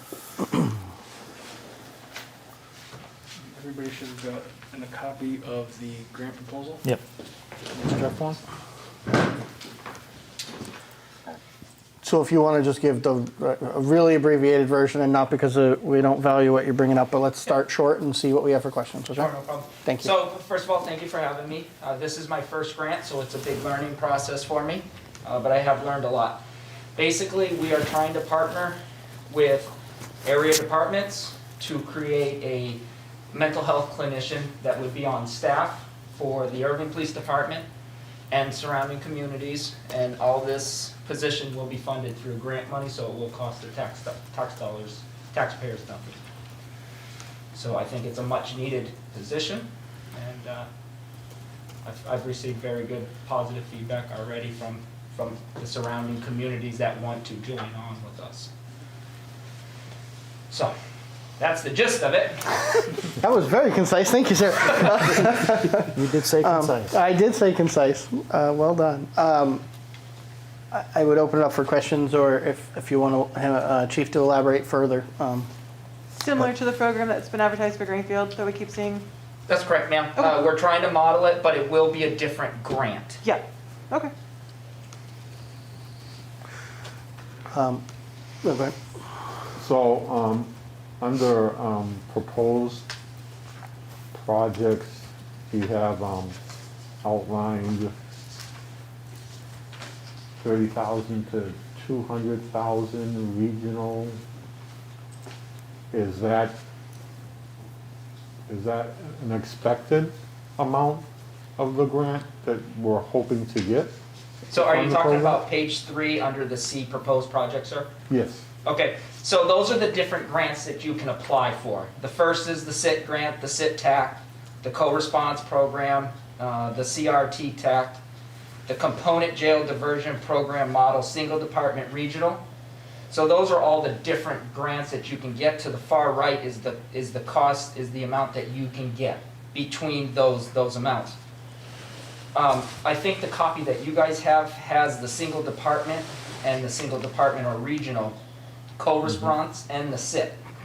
So that's what Greenfield is currently using, but in speaking with people from DMH, they want to get away from that type of grant, and they want to go with more of the component one, which is the component jail diversion program model. We would be a regional, Selectman Benberry, and we would be trying to get the max of 200,000. But yes, you would fall somewhere in the 30K to the 200,000. If you guys do look, though, I did supply you with CSOs did an outline for their budget, and you guys can see that over the years they're looking for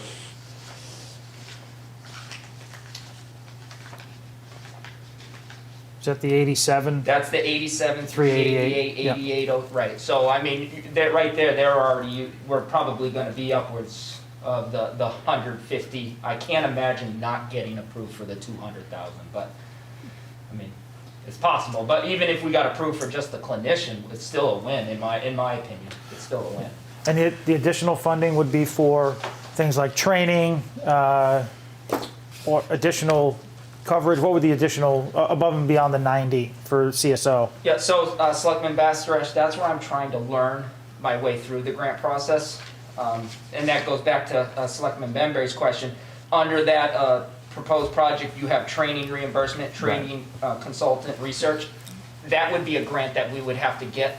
I mean, you guys probably have dealt with grants. They're very specific as to what you can spend the money for. So the component regional reversion grant that we're getting, from my understanding as I sit here now, covers us to pay for the clinician through CSO, and we would then be able to assign an officer that would be able to respond with him or her to calls. So if we had a call in Gill, the officer working in Erving can go to Gill, assist Gill with the clinician, and Gill also can provide an officer. So maybe Erving has it on Mondays, Gill has it on Tuesday. So it would be a swap of, and we would use the remaining money of that to Okay. fund that position as Got it. opposed to overtime or coming out of my operation salary budget. Thank you for that. So this would fund an officer that was basically paired, and that paying for that officer would come out of the grant money if there was enough. Correct. Okay. That is my understanding. Okay. And I'm gonna get clarification on that before we obviously signed up for anything. Because my overtime budget can't absorb, just, a clinician to ride around with the clinician, so. But that is my understanding. Chief, is this clinician going to work 40 hours a week or? Correct, Selectman Benberry, right now we have it highlighted. We haven't met with all the chiefs to discuss this. It's kind of like been my vision, because Irving's taken the lead on it. But we're looking at something like a Tuesday through Saturday, 11 in the morning till 7 at night. So the clinician would have an opportunity to work with both shifts, kind of understand both the day shift and the night shift. But we have the flexibility to work with CSO and say, hey, we're finding that we're getting more calls, say at 9 o'clock, so we want to move the clinician's hours to such and such and such and such. But like anything, we wouldn't be doing the hiring. It would be CSO that would be doing the hiring. And so if you put out a position for, Friday, Saturday, Sunday only, how many people are you going to get? It's still, there's that getting the clinician to agree to the position. But I believe that a Tuesday through Saturday would be a shift that somebody would be interested in doing. Chief, I didn't see it in here, but is there any contingency for on-call status outside of the 40? So that's it, the 40 hours is what you get? The clinician is not on call. Okay. But CSO, this has been great partnering with them. It really has. I've learned so much in these past couple weeks. And I also have to recognize Mariah and Brian, they both helped me with this project too. So they've really, showed me a lot. And thanks to them, but we have additional resources outside of the 40 hours. Okay. Where we can actually take somebody to CSO in Greenfield and drop them off, as opposed to taking them to the hospital. Okay. If we feel that it's not a hospital call. We had just earlier this week, we had CSO come to our station to address an issue. So there are those Okay. resources. Thank you. Chief, Yeah. who is the sponsor? The sponsor for the clinician, Who's the sponsor of the grant? Massachusetts DMH, Department of Mental Oh, Health. okay. Yep. And Chief, wouldn't you already know when you get the majority of mental health calls? I mean, for example. Great question. I knew it was gonna come. Honestly, Linda, the problem is, so we have, an officer can put their own call for service in. We also rely on dispatch, Shelburne Falls Dispatch to put a call in for service. We rely on people that are calling these calls in to call them in accurately. It is not uncommon for us to get an unwanted person that turns out to be a mental health call and it's never documented as such. So what me and Sergeant Pecos have done is I took January through June, went back and read all of 2021's log.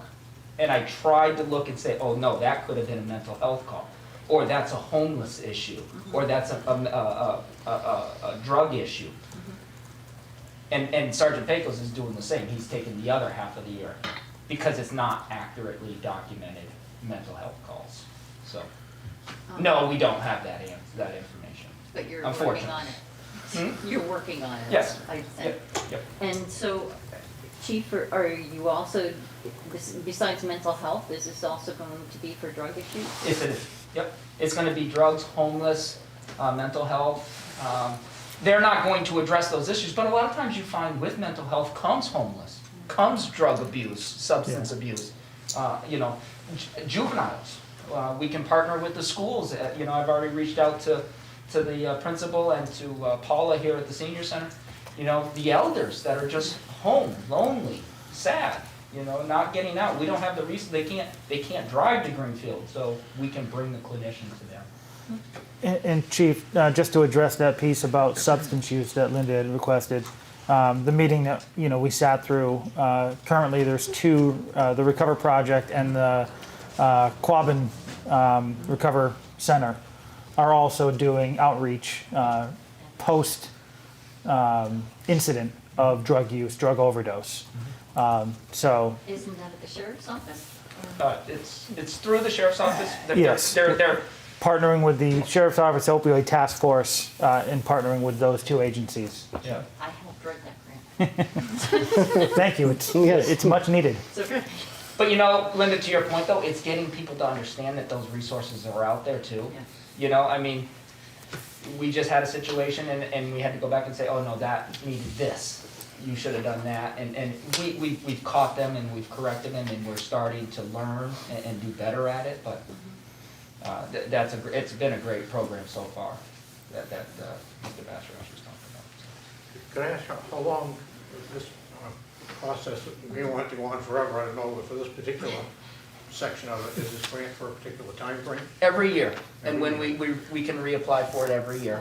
And I'm hoping to have it in place by July 1 of fiscal year '23, so July 1 of 2022. I'm hoping to have it in place. Can you tell, are there any additional costs for us as a town other than this grant? This grant pays the whole thing? Nope. Okay, and it comes from Massachusetts Department of Mental Health. Correct. So, money we sent to Boston, we're getting some of it back. I guess it is our tax dollars. Okay. I have one last question, Chief. Sure. Is, how will this individual be transported to, well, I guess this is a two-part question. What policy are you going to put together to determine what calls this clinician will go to?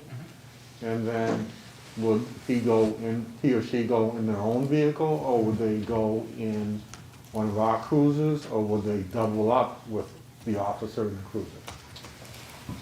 All of it, except for they would never be driving the cruisers themselves. Okay. They will respond to all mental health calls. I have already started to draft a policy and procedure.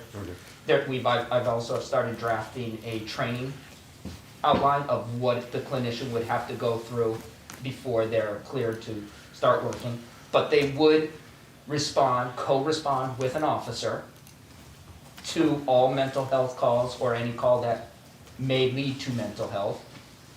The clinician would also have the ability to respond in their own vehicle on follow-ups.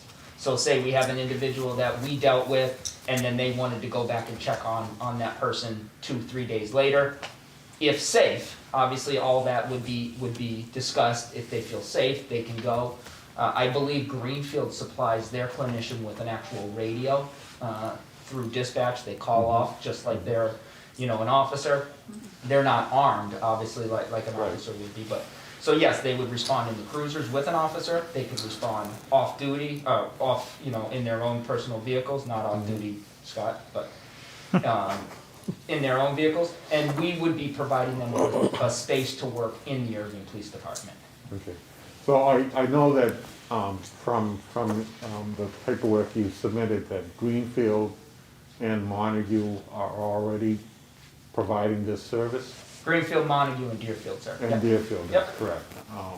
And so I guess because they're still doing it, it's been a successful. Yeah, I just program. actually spoke, Chief Haig had made a comment at their last chief's meeting. It's been a very successful program. He's very happy with how it's playing out, and, yeah. I'm receiving nothing but positive feedback. And, you know, if at the end of the year it didn't work out for Erving, it didn't work out. I mean, we've lost nothing. We've gained knowledge, so. Just had a couple quick ones. I think in that section C that Bill was talking about with the, which grant you were applying for, that I highlighted here. Just below that, it talked about FY23 three times. And I don't know if that's supposed to be 3 different years or what that is.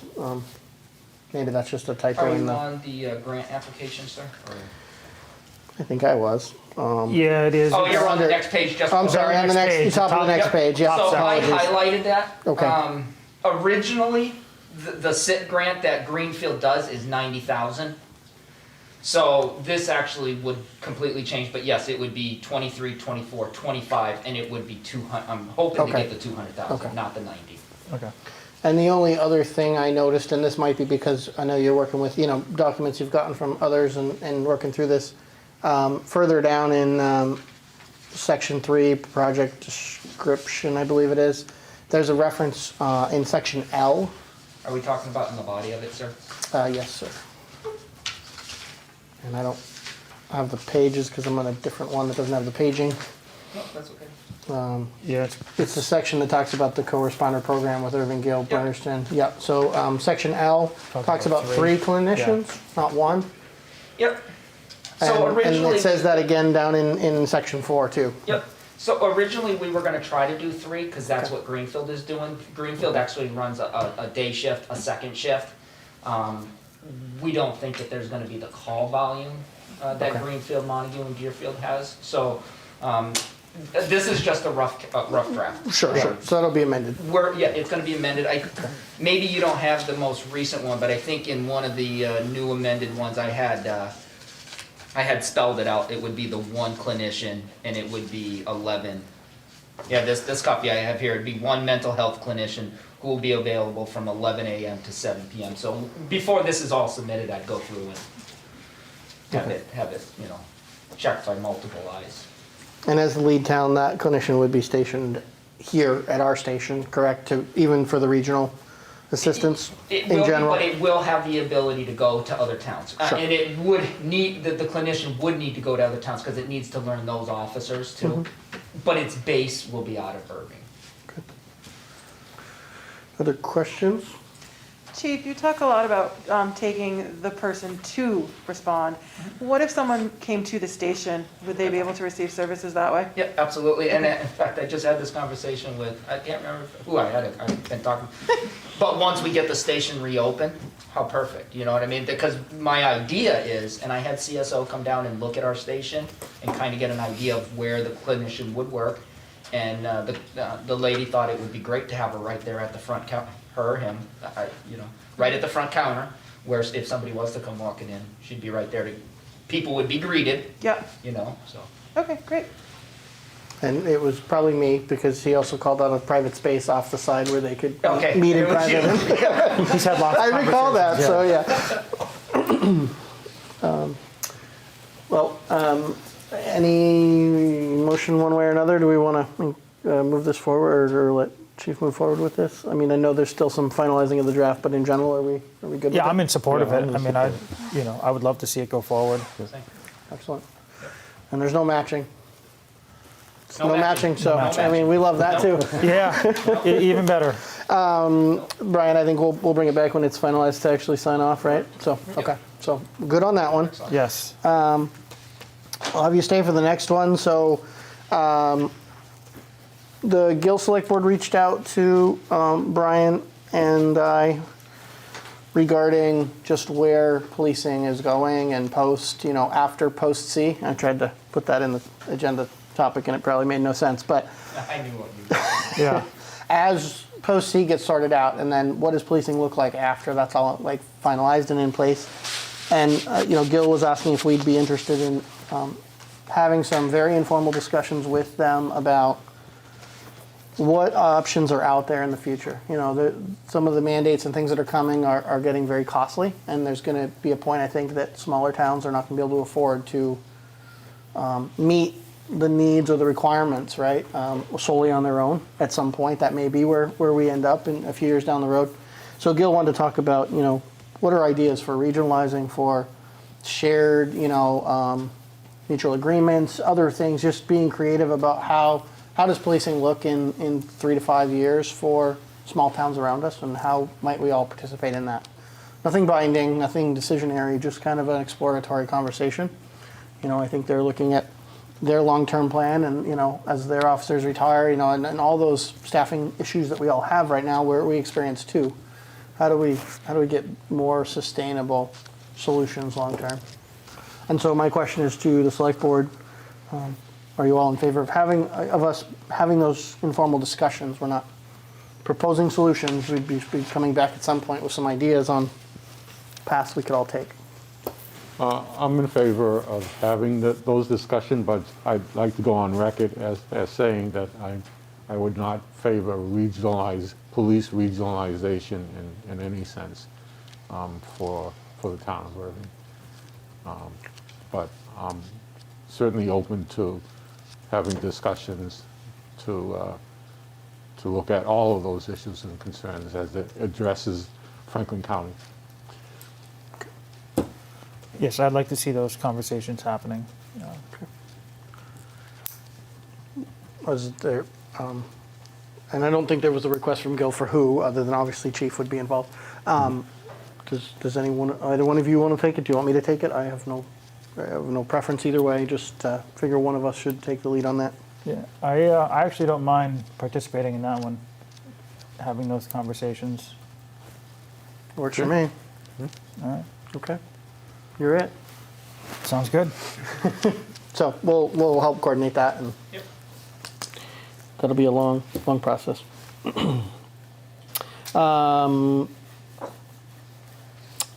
Chief, I think we're going to come back to the budget item. We're going to table that, I think, for tonight with regards to the watch guard. We'll bring that up Come next back week. later tonight. No, next meeting. Next meeting.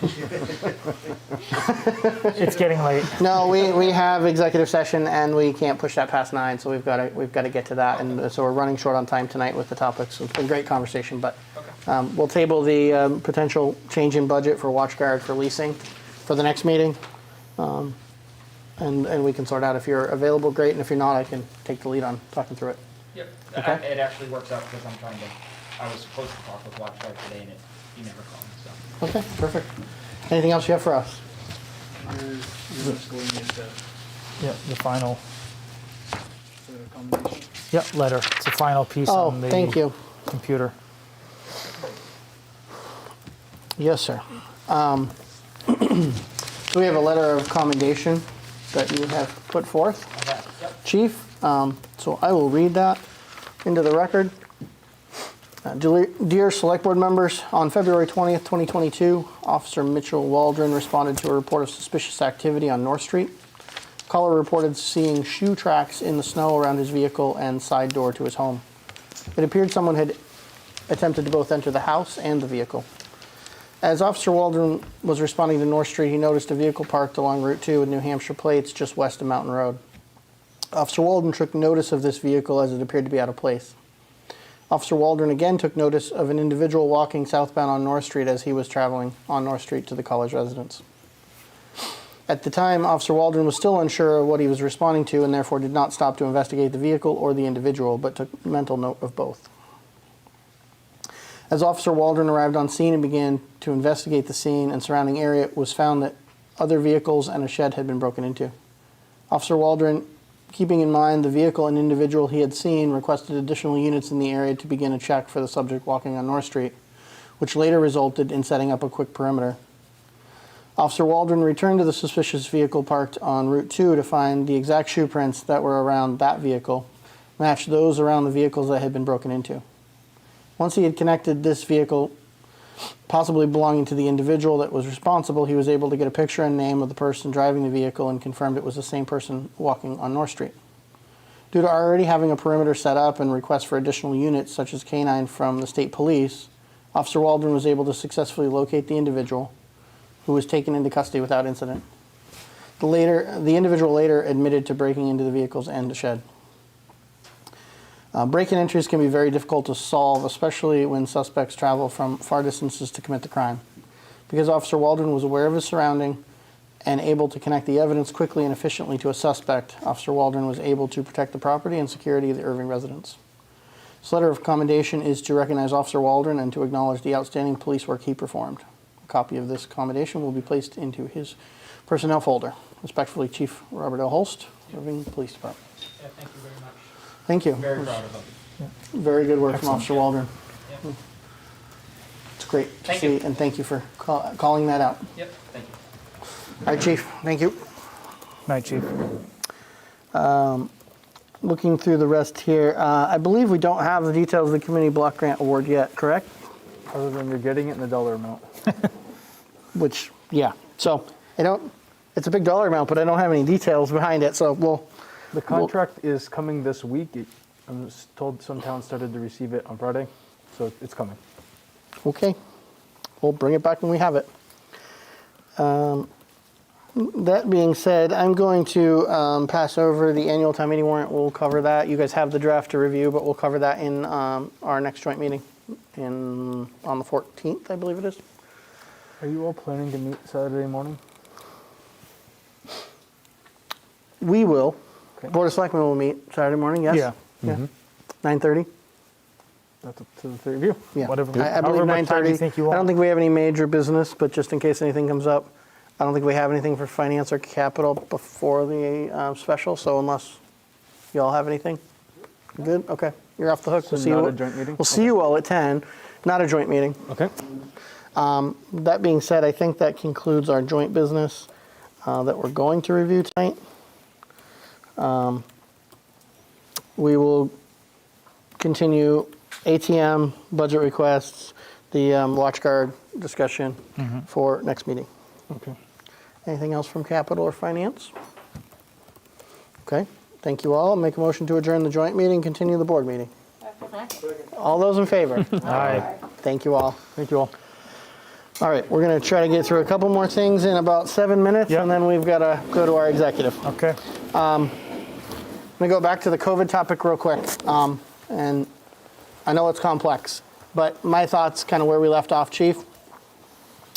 I by no means am a medical health professional and don't begin to presume to know better than they do on what is and isn't. I think it's all complicated and it's at times very unclear for all of us on what we should and shouldn't do. I believe that the recommendations to continue to wear masks for unvaccinated is what we hear today from Mass Department of Public Health. I believe still the CDC's guidance. All of the reasons why that is or isn't the best choice, I think can be debated logically, but I don't have the right answer. I don't have the why one should or shouldn't be. And the other piece that I think we always have to weigh is we have OSHA requirements to protect our staff. And so if there is a guidance out there that says this is a best practice, I struggle to be one to know better to say that's wrong. And it might be. I just don't. I don't have enough expert opinions that tells me that I should or shouldn't make that I should make a different decision. I agree with you on a lot of your points, and I agree that people who are vaccinated can carry it, unvaccinated can carry it, can get it. I mean, we're seeing a lot of that where people who are vaccinated are still getting it. Mildly, thankfully, most cases, but so do we put someone who's unvaccinated at higher risk if they're not wearing a mask and the vaccinated people aren't either and they're carrying it because they still can. You know, there's all those factors, and I don't begin to have the right answers on all of them. I think generally the board has taken a conservative approach to be as protective as possible, and it's not to be exclusive or inclusive of any group of people within the town employees. So that's where I lean towards being a little more conservative right now in my comment about taking the stance of continuing the mask, the face covering guidance for unvaccinated for 2 more weeks until our next meeting to see if things further evolve. But not to discount your points or your opinions. I just don't have we don't have our own doctor that has better feedback or information than what we hear from those larger agencies, and so that's where I come from. I don't know if anybody has anything to add otherwise. So I just want to say, Chief, I respect your opinion. I know you respect mine, and we're all in this together. And my only issue is how do we solve this the best way we can for everybody. It's not just about me or any individual or personal person or family member. It's about the human race. and you know, I kind of feel like enjoy wearing this? I don't enjoy wearing it at all.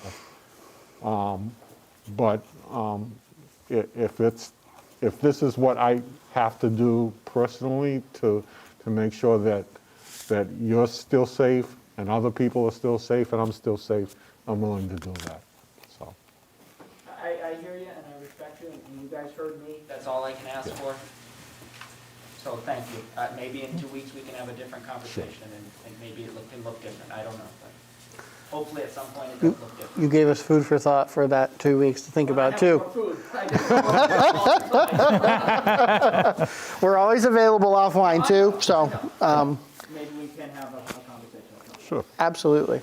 So for the moment, I'll make a motion that we will lift the face covering mandate for town buildings effective February 28th, 2022 for vaccinated individuals.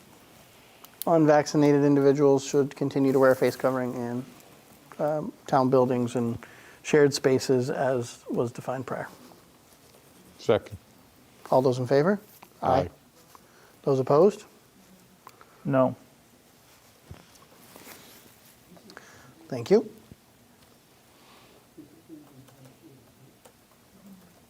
Jeez. We do not have enough time for this stuff tonight. No. We're going to pass over Wheelock. We're going to pass over. We already did that one. Let me jump to the Poplar Mountain Road draft layout and schedule public hearing. Did you both have time to review it? Does it need discussion, or are you comfortable with? Can I give you the high level? Give me the high level. It was the adoption from the county, right? We're taking over the exact Yeah, same I'm layout and bounds as the I'm county had? comfortable. And that survey is exactly what the old layout is. Starts at 49.5 feet, gets to a point where it widens to 50 feet. Right. There's no taking of any land. It's not even taking from the county. The county vote is a conveyance to you. They're just conveying us the exact road layout they already have. Right. Yeah. So we would be holding a public hearing to display and explain that and then potentially put it on the ATM. Correct. ATM if that's I'm too soon. comfortable. Right. You guys good with that? Yes. Okay, we'll schedule a public hearing. So is it okay to issue a public hearing for the 14th? Yes, sir. Just enough time. If you have enough time, yes. I need 7 You're proposing, days so- to send out the postcards. Yeah. Okay. Review of the former International Paper Mill RFP draft. This needs time. It does. Does it need time? Okay, that's the question. I Well, guess. I'm sorry. Let me rephrase that. Former IP Mill RFP draft. We got some feedback. We had minor edits and changes. Do you both feel that we need a lot of time to discuss, or is this a short topic? I think it's a short topic. Yeah, when I said yes, I need very short topic. Okay. So I went, if we're going to talk about it. We are. 2 minutes? We are. So I did have some edits. I apologize, I didn't send them to you. Thankfully, council, I looked at some of the edits, hit some of the same ones that I saw. So that was perfect. I'm okay with moving it forward. Okay. I as well. I am too. I asked the initial question because I don't want to not give it the time it needs, but if we are already there, and I think we were. Yeah, Then the big let's- piece was let's- the rubric and really modifying that. That was the last. And then there was all the small, edits and tangential things. And those were all incorporated in already. So the big piece was 2 previous sessions, really modifying that rubric to capture what we wanted, to keep it across the board level for all bids. And I think that was captured. So. Yes. Anything, Mariah or Brian, that you had questions that were missing? If we're happy with the edits as proposed from today? I think we're good. I'll Okay. come up just for a second, but I think really, the edits are there. You're all invited to come to the information session if you'd like to, but I'm prepared to do a short presentation online for people to attend. I did get a few prices for advertising. I'm waiting to hear back from Mass Live, but one of the business journals that I reached out to, it seems like it's about $200 for each run. So we could do, one ad in a couple different papers, but I think the last time we talked, you kind of chose $1,000 as kind of a cap of a budget. And I believe you gave me permission to kind of pick out which places make sense. So Yep. if you're still comfortable with that, I'm gonna just find a few different news sources, and Brian and I can work together I made some copy ad to get the pricing, and we'll figure that out. And we are still good with Yep. that. I Yep. would ask that you come back if we've done that and you feel like another round's needed and we're out of funding, then let's talk about it, bring it back to us. Otherwise, does someone want to make a motion to put it out? You need any specific language, Brian? Just to authorize the release of the RFP. For the former international. Yeah, Effective I'll March make a 2nd. motion to authorize the release of the RFP for the former International Paper Mill.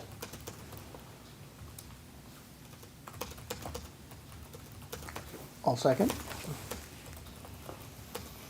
All those in favor? Aye. It's a big step. I want fireworks. I know, it's a big step. It's a little step, but it's a big step.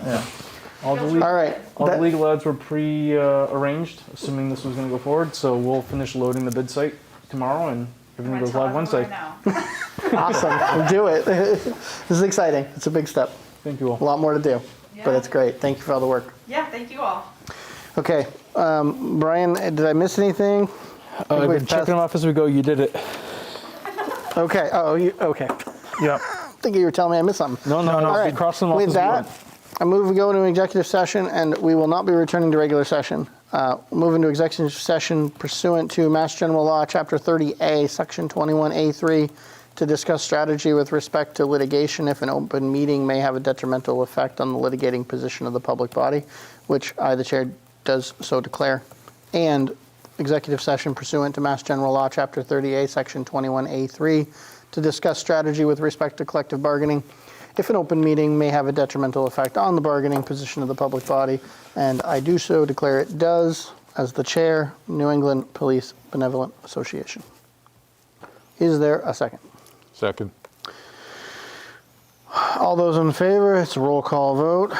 William Bembry, Aye. Scott Bastrash, Aye. Jacob Smith, aye. Thank you all. Have a good evening.